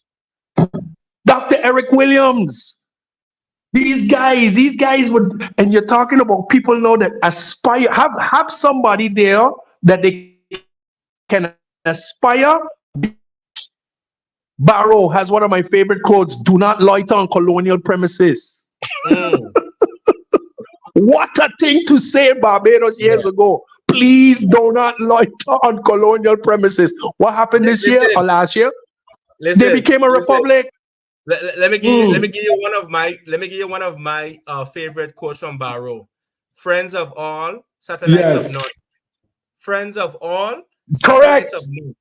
Yeah. Satellites of none. So when Motley was going to make Barbados a republic, she used that quote from Barrow. Correct. We got to make sure we don't loiter on colonial premises. We become a republic today. So when you have your giants there, now here's the thing, and this is no disrespect to our people here, but if you run to the majority of those that are sitting in these places, who's Barrow of Barbados? Who's Dr. Eric Williams? Who's Burnham of Guyana? Who's Norman Manley? They're going to know of. Norman Manley, most are going to know of, you know? Okay. But these guys, them that went up and down the Eastern Caribbean, you have another one there too who's a juggernaut. Motley got on the show, Gonzalez over there. Say what you want about his politics. Right. You see that man there? He also has a law degree. Yes. He's also a lawyer. That's true. He also has a law degree. Yeah. You see what I'm saying? These guys are I would listen. I get into office as a minister. The first thing I try to do is I try to go down there and humble myself to these guys. Yeah. Listen, I want to sit with you for an hour, 2 hours, Gonzalez. You know what gonna come up with that with? More than $100 million in the knowledge I'm going to transfer of knowledge I'm going to get from Gonzalez. The transfer of knowledge I'm going to get from Motley.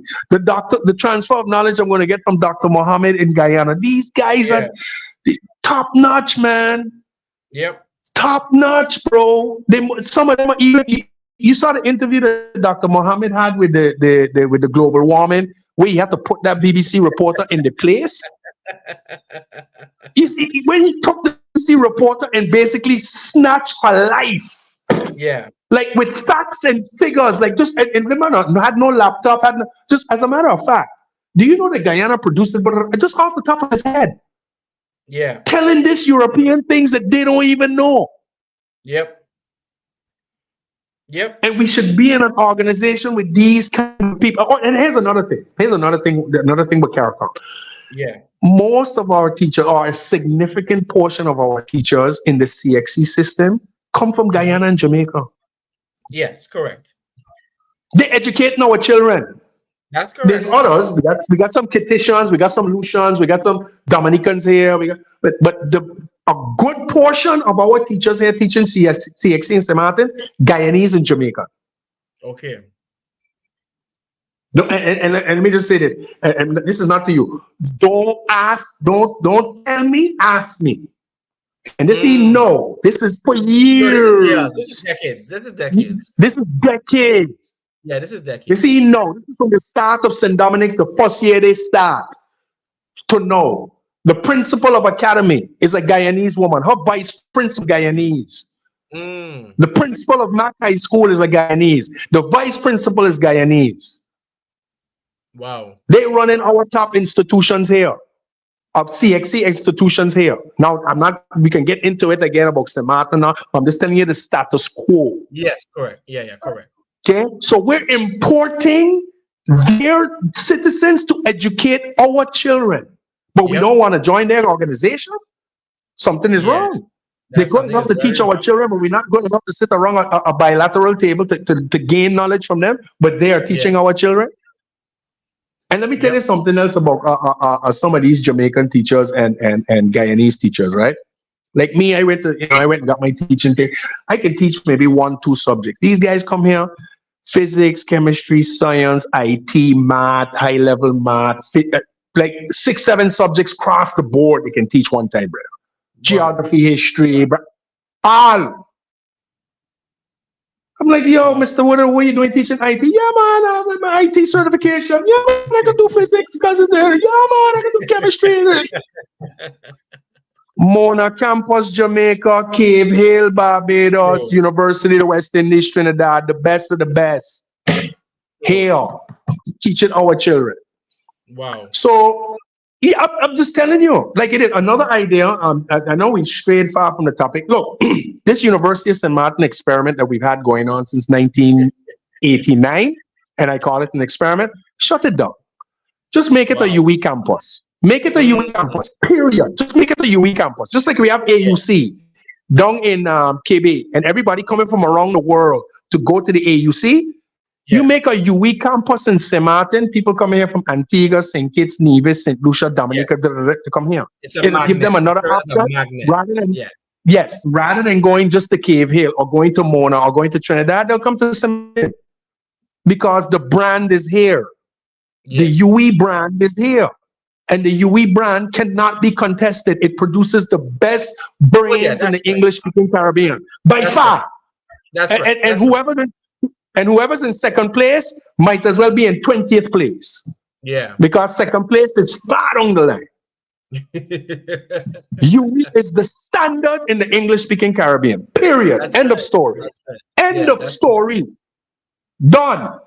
A Bajan can be born in Barbados today and 35 years from now have gotten his associate, bachelor's, master's, PhD, law degree without ever flying out of Barbados. Think about that. Yeah. A Jamaican can be born in Jamaica, never left Jamaica and have a PhD. Never seen outside Jamaica and have a PhD or a law degree.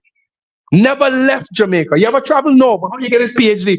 Oh, I do all study on Mona campus. All accredited. All. Look at that. We got to start getting serious, bro. And I know we've gone far from the topic, but that's normally how things happen with me. But the thing is, we got to start using. Yeah. It's not far at all because again, with proper leadership, right? With proper decision making, you elect people, right? Who will be able to execute these things. Yeah. But if persons with no vision, if persons who are not even interested, and here's my concern, and this is the reason why I asked about that particular group, because right now the group that kind of have me a little uneasy is the group of undecided. Okay? Yes. Have me because they can swing anyway at any time for whatever reason and condition. You see, at least the ones supporting whoever supporting the established parties, you know where they stand. Yeah, correct. But it's those, that undecided group. The undecided will allow. Now I understand why in America you have some states they call it states because you just don't know. Yeah. Undecided, you have certain states that are always going to blue, and you have flip states, I think the undecided voters, haven't spoken, some of them just tired, bro. Yes. They're just tired. They're tired.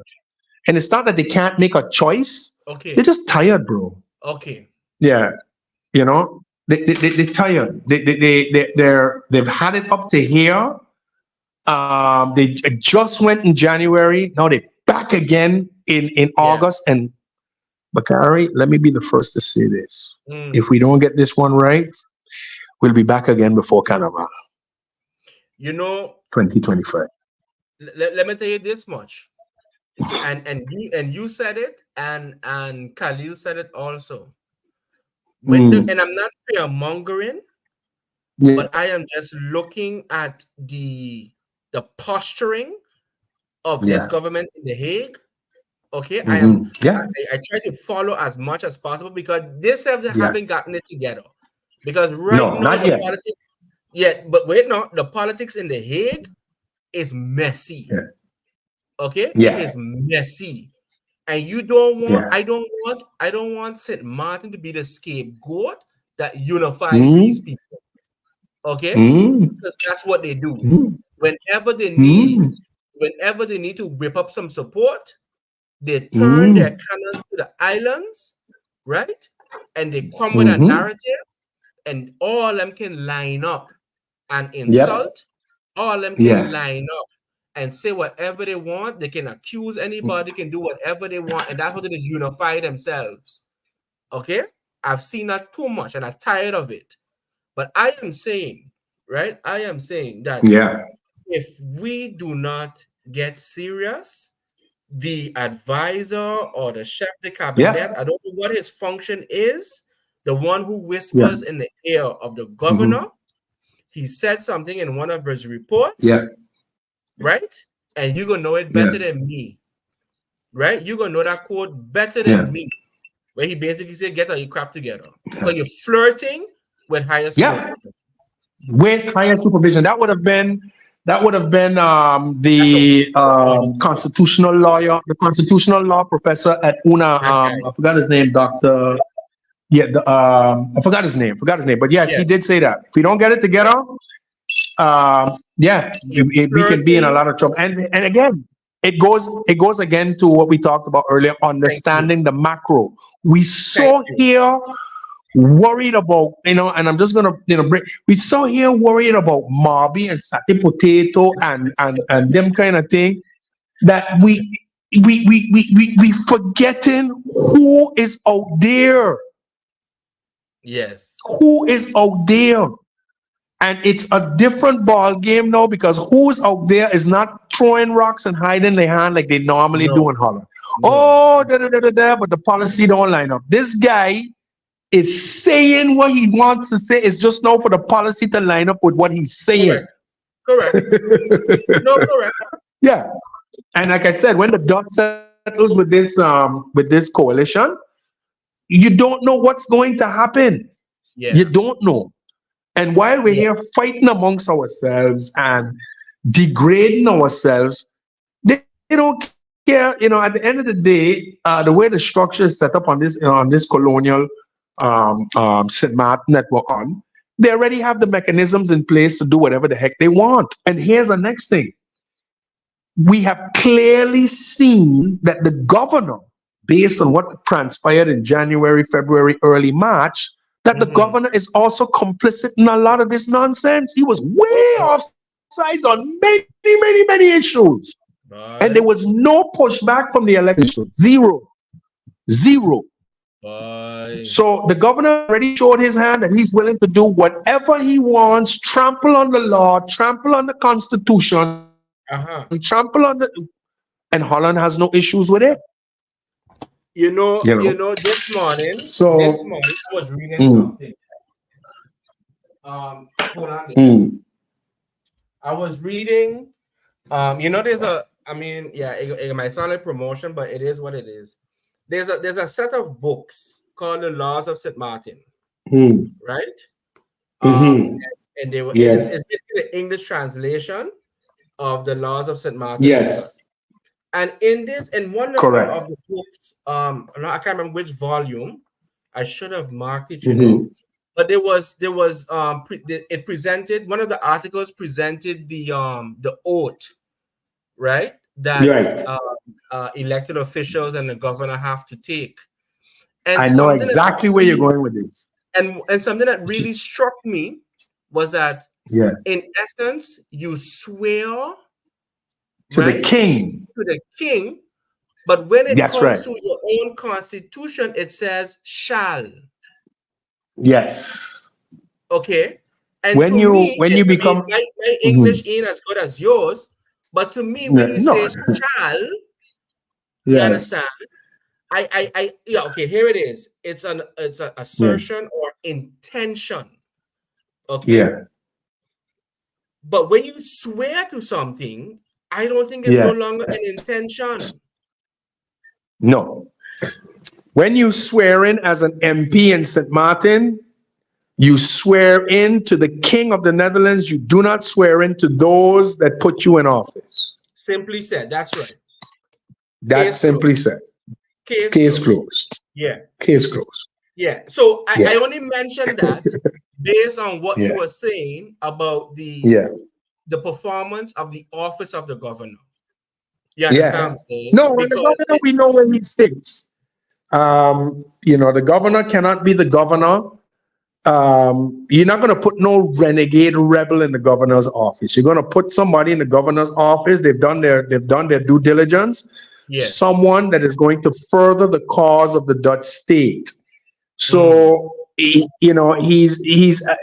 acting in accordance with his colonial masters. Yes. this is nothing personal against the governor. We're talking about the position, not the person. Correct. The office. Just to make that clear, yeah, this is not against Mr. Bailey, His Excellency. This is just the function of the office, That's and correct. that's what it is. And his function is to ensure that all of Holland's interests are protected, promoted, and not what do you call it? Good God, I forgot this word here. How I've not, there's no pushback against any of those things that Holland wants. Yes. So but I think that this time he went a little too far. Yeah. When he was, with the ministerial decisions, I'm not giving out these decrees, etc., because the next step was he had to send it to the Netherlands, which he didn't, for them to be in cohesion with him, and he refused to do that. Exactly. Which exactly. And then you can't take the governor to court. That's the next thing. Okay. Yeah, the governor is not someone that you can take to court to have a case against the governor.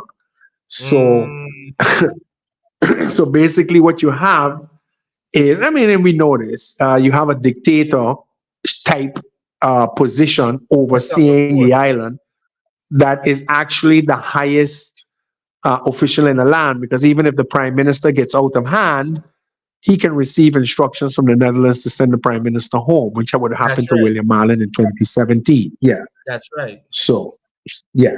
Imagine that. We don't talk about these things, but those things are all there in law. Yeah. So. Imagine that. But then if you can't, because look, ultimately the office of the governor represents their king, right? And it really just reminds you of your position within the scheme of things. Yes. Because you're telling me then it almost feels as though he's above the law. It almost feels that he is above the law. There you go. He is above the law. Yeah, he is above the law. No parliamentarian or prime minister. He's actually, if you look at his title, he's actually the head of government. If you look at his title, he's the head of government. That's right. And, he has to sign off on things like the budget. Correct. We have something called a Landsbesluit. These things already. So he is the head. And then the issue now, it's not really the governor. No. It's the executive powers that the governor has. Because I will remind you, St. Kitts has a governor, but he has no executive power. True. Jamaica has a governor, they has no executive power. It's the executive powers of the governor that have to be stripped. Yeah, so they're just symbolic. You have a governor there, hospital open, cut the ribbon, new cruise ship comes into the harbor, he's there, bust a bottle on the champagne, a new airline comes to, those kind of things. Yes. But as far as telling, like, for instance, the governor in St. Kitts telling the parliament that, no, absolutely not. Absolutely not. No, sir. Yeah. That's a nice paying job for you to just run around and, you give it to one of your political cronies, you could be governor and, sign books by the hospital and, those kinds of things, but not interfering in no. And that is the issue we have with these governors here. Yeah, these governors here, and to be honest with you, I've never seen it this extreme with prior governors, like, say, for instance, Richards and Holiday and those guys. But this particular governor here, he was offside on a lot. And here's the thing, Bakari. We have elections again August the 19th. Now, ask these politicians this. Then you're going to have swearing in of parliament in September. Are we going to go through the same rigmarole again when you put up people for ministership and he decides, no, you can't be a minister. No, you can't be a minister. Bring me somebody else. Because that's what it is. Well, it's going to be interesting if a similar situation comes up, but a different decision is made. That's going to be interesting to me. You understand what I'm saying? Because I have, to Right. me, Yeah. I have seen Yeah. inconsistencies Mm. between the governors them. What one governor would have allowed, Yes. Yes. seemingly another governor does not allow. And it It does speaks to not your allow. point. And then It all of speaks to your these point. things have to go to the Netherlands, for Correct. ratification, and he's not doing it. There you go. So it's going to be interesting now when the elections are finished, Parliament is sworn in, they're Correct. now dividing up the spoils, and you put your people up for minister, Yes. how certain people can become ministers and certain people cannot. Exactly. Let's see. Yeah. Let's see. And you know the Let's thing see if is, he's going to remain consistent, correct. because some of the things that these two ministers that were denied were very minor things. Yes, and one in particular, MP Peterson had a disagreement with somebody in the road at 2 in the morning. That should not bar you from becoming a minister. I mean, we gotta let's that it has nothing to do with integrity. It has nothing to do with moral Mm, turpitude. It has nothing.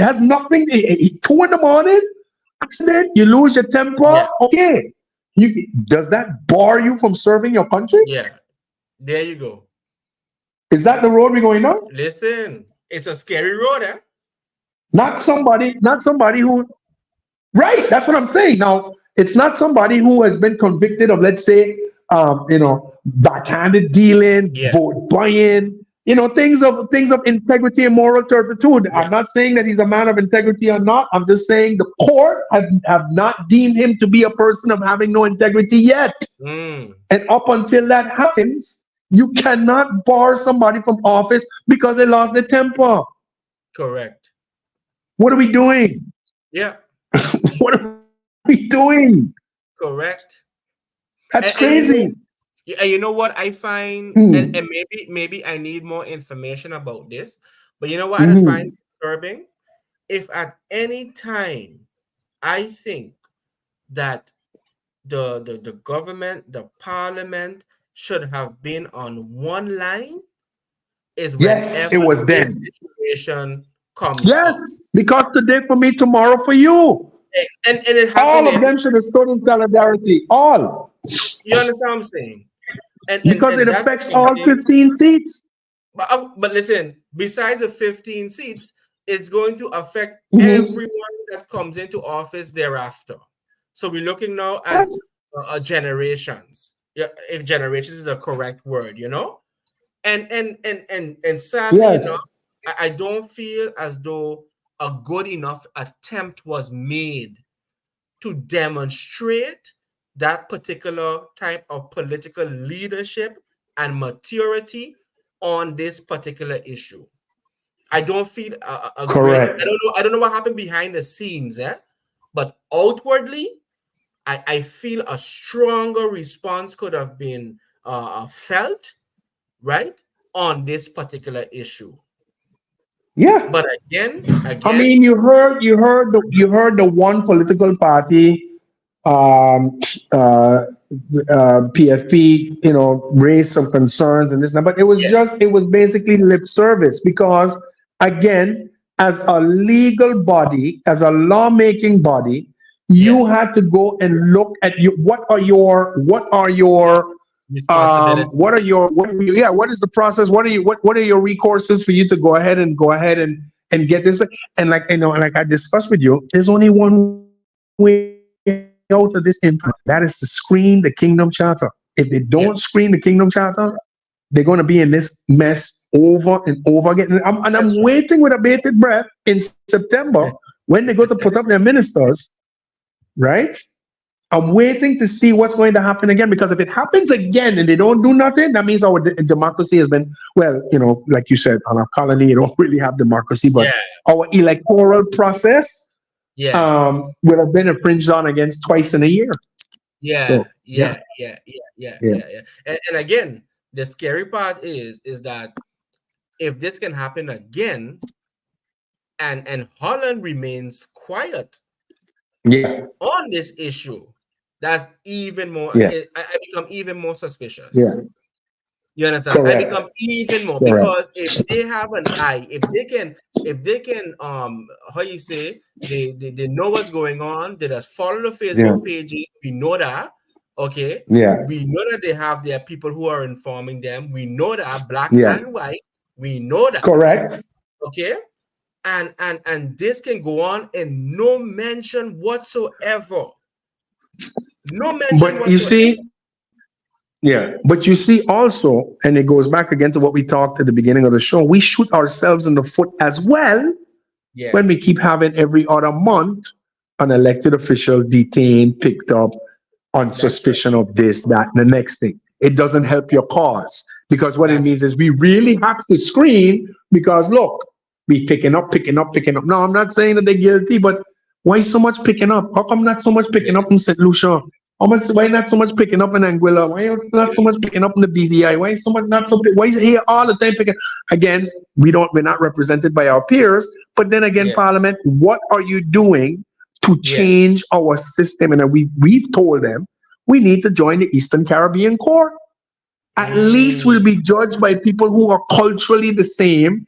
You know, and then maybe the manhunt won't continue. But it's a two-edged sword because if we're judged by our own and they turn their blind eye to these things because they're one of our own, is that better than having someone from the outside cleaning up something that needs to be cleaned up? And we have to be real about that too. Exactly. It's like what you said earlier. We don't have to behave ourselves. Yeah. You understand? We don't have to behave ourselves. Look. Bakari, I reflect on this all the time, you know. The best thing you can do, right? The best thing you can do to sit at a table with the Dutchman, right, is to be able to talk to him straight, hard, and direct, and knowing he can't dig up nothing in your bank account. He can't dig up no envelope. Right. He can't dig up no phone conversation. He can't dig up no WhatsApp. He can't dig up no Facebook. He can't dig up no shady meeting down lowland someplace. He can't dig up no meeting with no shady character. He can't dig up none of it. I take my salary, which is, as you know, as a civil servant, a long time, very good salary compared to. It's enough for you not to have to do these things. Well, it should. You get paid. You get paid handsomely not to do these things. What more do you need? When I tell you handsomely, listen, I tell my friends in the States all the time what our politicians make. That's US dollars? Or what kind of dollars is that? DC dollars? Jamaican dollars? US dollars? What? They can't believe. Yeah. I got a cousin of mine as a judge in New York City. A judge. These guys making more than him. He's a judge. Wow. They make more money than him. Imagine. Yes. Imagine. This guy went to law school. They worked his way up the ranks. Public defender, then prosecutor, worked for the city, work his way up the ranks. Now he's a judge in tenant landlord dispute. That's his area. Yeah, make more than him. Yeah. They make more than him.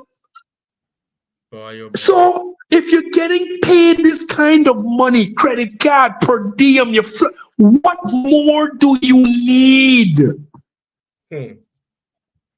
Jesus, man, just behave yourself. So when you go to your IPCO meetings, they ain't got nothing on. And that's the next thing too. Sometimes they come show you a file. I got something on you. They quiet you one time. So the things you want to fight for, they just gonna remind you. Look, listen, we got this file here. And leave that alone. Leave that alone. Leave that alone. They just do that. You like a caged rat with cheese. Yeah. No. We got this file. And once they show you a video of, they come to you, they show you a video and some interaction with some person, bro, just behave yourself. You know it. Look, it happens to all. Look, I'm gonna close with this. Our most glorified, highest getting vote getter in the history of St. Martin, Theo Heiliger, now sits in jail. Who are you? Truth. Put up causeway, put up boardwalk, build up harbor, do things you don't got the cranial capacity to ever do. He do all of it. Where is he? Who are you? That's a heavy point. A man pulling, are you talking about 300-400 votes? When the count come in at 1100, they already up at 600 and going. Are you bragging about 300-400 votes? When the first count come in 10 o'clock, they already at 550 going, 700 already going. Yeah, get 500 votes. They got that 90 minutes in 2 districts. Dutch quarter come in, when you get for the whole election, he don't got already. He already got that. He in jail. Who are you?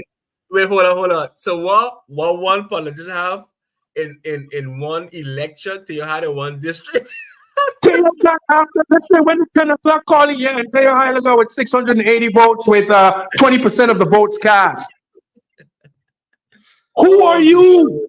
That's what I keep asking them. Who are you? Are you in a class with this man? Look where he is. True. Look where he is. And and whether you agree with his politics and you don't, and I would come out publicly and say a lot of his politics I did not agree with. But I can say this. I can, yeah, Teo do that, he do that. Socially, it wasn't, but like physical bricks and mortar things, you can drive around and say, yeah, he do that, he fix up that, he pave up this road, he might do that. The thing, all underground cabling, when you, okay, boom, he's up there. He's a man with 1,000 vote, 1,200 vote, them kind of thing. True. First count come in, he done at 550 already. Are you getting 550 total as a party? Come on, man. Behave by yourself. Understand the levels, bro. And I'm sorry I got this crazy here. Behave by yourself. You cannot even, he's there. So what do you think you can possibly get away with? Yeah, true. He's 1,000 times the politician you are. What do you think you can literally get away with? You cannot. You cannot. He dealt with $100 million projects, $50 million projects. Are you here taking kickback for 20,000? Stop it. Stop. Let him be the blueprint and the example that not to do. A thing will work for you. If they catch he, they're going to catch you. Because he did his stuff a lot smarter than you do. Yeah? He did his stuff a lot more craftier, shifting money from here to there to there, boom, and he's there. So let him be the example to you. You are not in his ilk. You will get caught. Just stop it. Just stop. And I think sometimes we have to kind of, like you and I like to take things sometimes to a level, we kind of, not intellectual, but we notice. Sometimes you just have to just strip it bare to the bone. Just stop. Correct. Just stop. You're not good at what you do.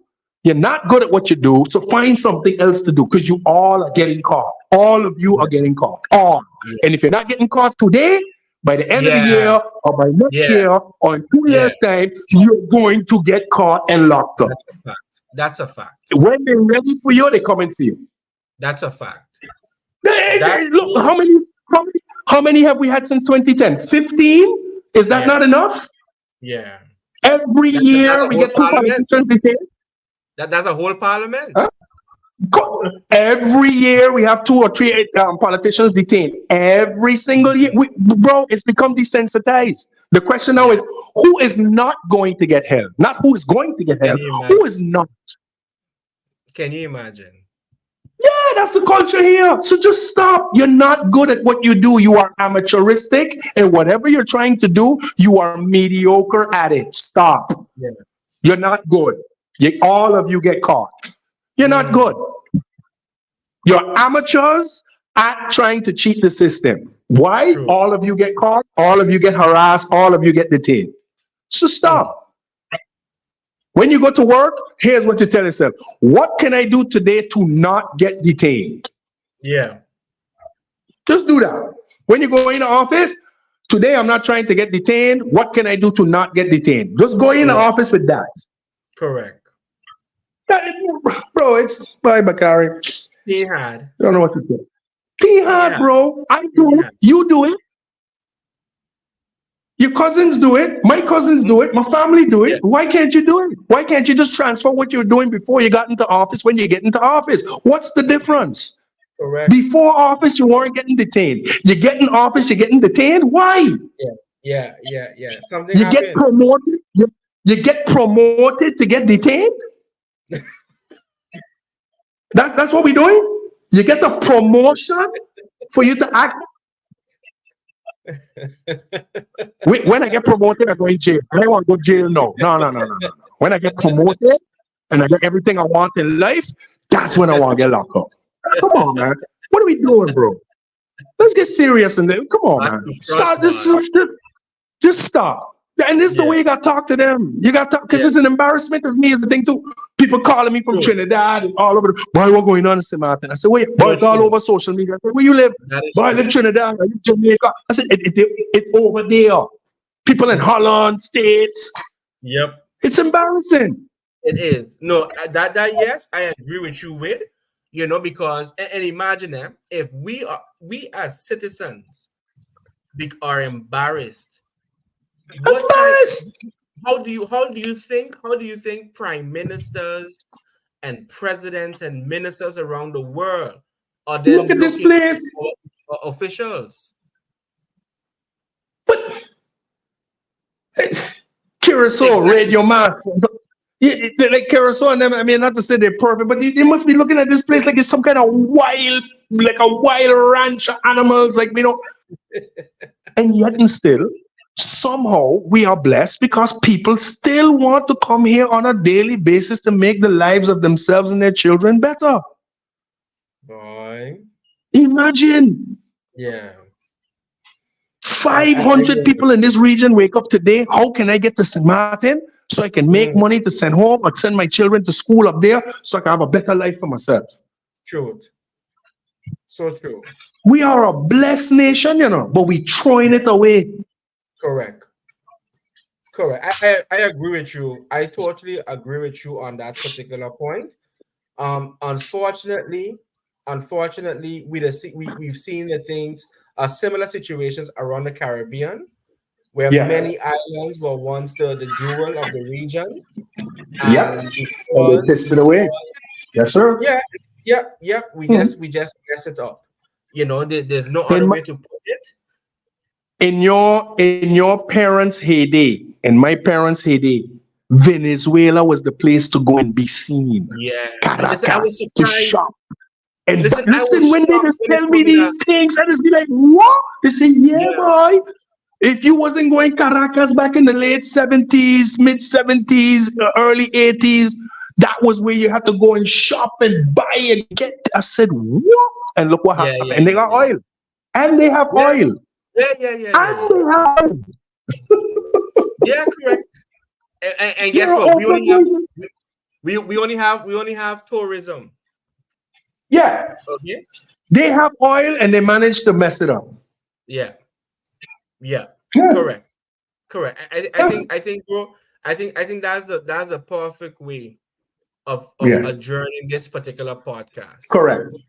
You understand? I think that's a perfect place, and I really do hope that we were able, to at least stimulate some thought, and provide a different perspective to show, right, how your one vote can decide your destiny. Yes, sir. And some people might think, oh, it's only me, my vote don't matter. It's not true. It's a collective. You understand? Okay, it does matter. You see, yes, go out and vote. Your vote going to determine whether we are going to have peace and prosperity, right? Or poverty. Okay, correct. Your vote going to do that. I'm going to tell nobody who to vote for, how to vote. I never do that neither. Okay, no, but I don't do that either. Yeah, that's up to you. I know who I vote for. I know who I support. I could, I'll talk to you about that off air. True. Capacity as Pro Swaliga, but in my capacity, I know who I vote for. I vote for a person that looked after my interests. When I was well, not my interest, the interest of what you and what your queen and I do. You would remember Yes. during the COVID times, they came at us hard. As a matter of fact, Yeah. you organized some matches and stuff in those days, and I was in attendance at a couple. It was bad. It was bad. And yeah, boy, listen, boy, that summer came around, no pay, no extra money, bro. Things was, and then I had both my kids here that summer, you know already. They don't want to eat home, they want to eat on the road. Yep. So, you know, important thing is go out and vote. Look at how the island is now, and look at how the island potential that the island has, and look at what has transpired. You know, just before we go, this whole thing about throwing down a government after 17 days for the gentleman to jump back 5 days later, that's a mess. That is a mess. What is that? What is that? What is that? Bro, let me tell you something. And then we'll close off with this. This will be my last thing. The day that happened, right? The jump back. Not when he jumped. When he jumped back. Bro, I just took my car, went Orient Bay, and sat on the beach with a bottle of water for like 3 hours. Just to get this, you know, when you go to the beach, I didn't even swim. I just sat in the car. But you know the aura of being near the ocean. I needed it. In a day. I just needed, I needed that breeze. I needed that salt air. I said, where are we going?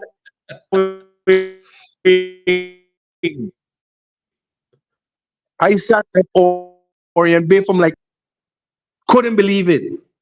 I said, what the hell have we come to? A new low. The jumping we used to, the jumping back. You know, in our ancestral thing, you jump the broom, you don't jump back over the broom. Exactly. Exactly. You jump the broom, we don't jump back over the broom. Listen to me, right? I don't know. I think when somebody had shown me the letter, I said, man, this fake. I said, same thing. It came in my watch. I said, no, let me stop the crap. Who writing these? Why then 3 more from reputable sources came in? Why Bryson like, buy? I said, what? Listen, when it came in, I put on my what do you call these people who does make sure all of the proper structure of the letters in place. I went into that mode one time. I looked for reference number. I looked for stamp. Yeah. You know what it is, number and everything. Yeah. And I just think, fake, man. I said, nah, this can't be real. And then it started to gain traction. I said, but no, this thing is a sick joke. You understand? It's really and you know what made it worse? I don't know if you remember. I don't know if you agree, but that particular campaign was intense. Yeah. Oh yeah. Okay. Very. That year, that campaign, and I'm talking about the year leading up to that campaign. Was intense. Yeah. Okay. And then for people to still come up because the turnout was relatively decent. I think it wasn't bad. It wasn't bad. It was not bad. It was pretty decent. Could have been better, but it wasn't bad. It could have been better. People were ready to voice their opinions. Yes. You see? So I am like, with all of this happening, this is what is going to happen after 17 days. And look, I'm not going to get in a conversation about who offer who and no. We're going that speculation. We just gonna go with what works. Yes. I looking at the young man made a decision. Okay, he made a decision. To me, despite his campaign promises, he made a particular decision, and I'm like, ooh, you gotta live with that. You understand? You gotta live with that. And how you going to do it is however you need to do it, but you gotta live with that. Correct. But what you have done, what he and possibly others have done to this nation, bro, bad. It's not looking good at all. You understand? No, sir. Horrendously bad. That throws us back pre-2010. Yeah, easy. Easy. Okay? Easy. You know? Yeah. So I just hope that the next set that comes in, Yeah. I mean, it might be an oxymoron, but I hope the next set that comes in just simply stick to their word, right? And execute in the interest of all Yeah. and not the few. That's my Yeah. hope. Yeah. Okay. No. So, King, Yeah. I've kept you here for Yeah. about 2 hours and almost 30 Yeah. minutes. Right? Yeah. But Normal procedure for us. Raise it? I said normal procedure for us. Yeah, man. Indeed. Yeah. But Yeah. again, I truly enjoyed this conversation, Yeah. and I So love did the I. perspectives. And at least I didn't feel so bad because when I did feel bad, I feel better because I was Yeah. along same lines. When Yeah. you Yeah. Yeah. started Yeah. off by saying that nobody ever came to you, when you started No. off by saying that when politicians engage in this, it says more about their deficiencies and insecurities than Correct. anything else. Yeah. And that is something I have missed in the discussions. I have Yeah. missed that, because Yeah. we always we do put a lot of responsibility on the voter, but Yeah. sometimes we have to put a magnifying glass on the candidate. Not in a Correct. bad way, not in a bad No. way, you see, but No. it's just put things in perspective.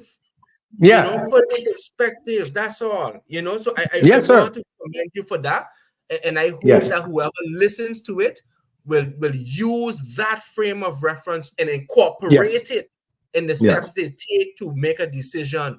You see? And Yeah. then of course, Yeah. cast their vote on August 19th, of course. But King, Correct. I And want to let's thank see you how. for your time. Yeah.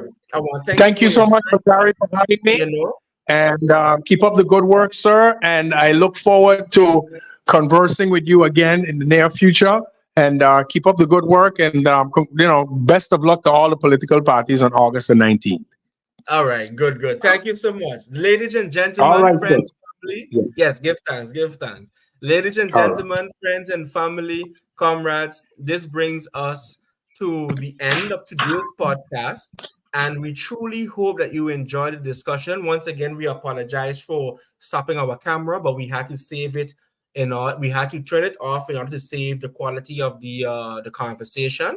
But nevertheless, we do hope that you were able to enjoy, follow, even if you disagree with what was said, that, it would result in a very healthy conversation in the future.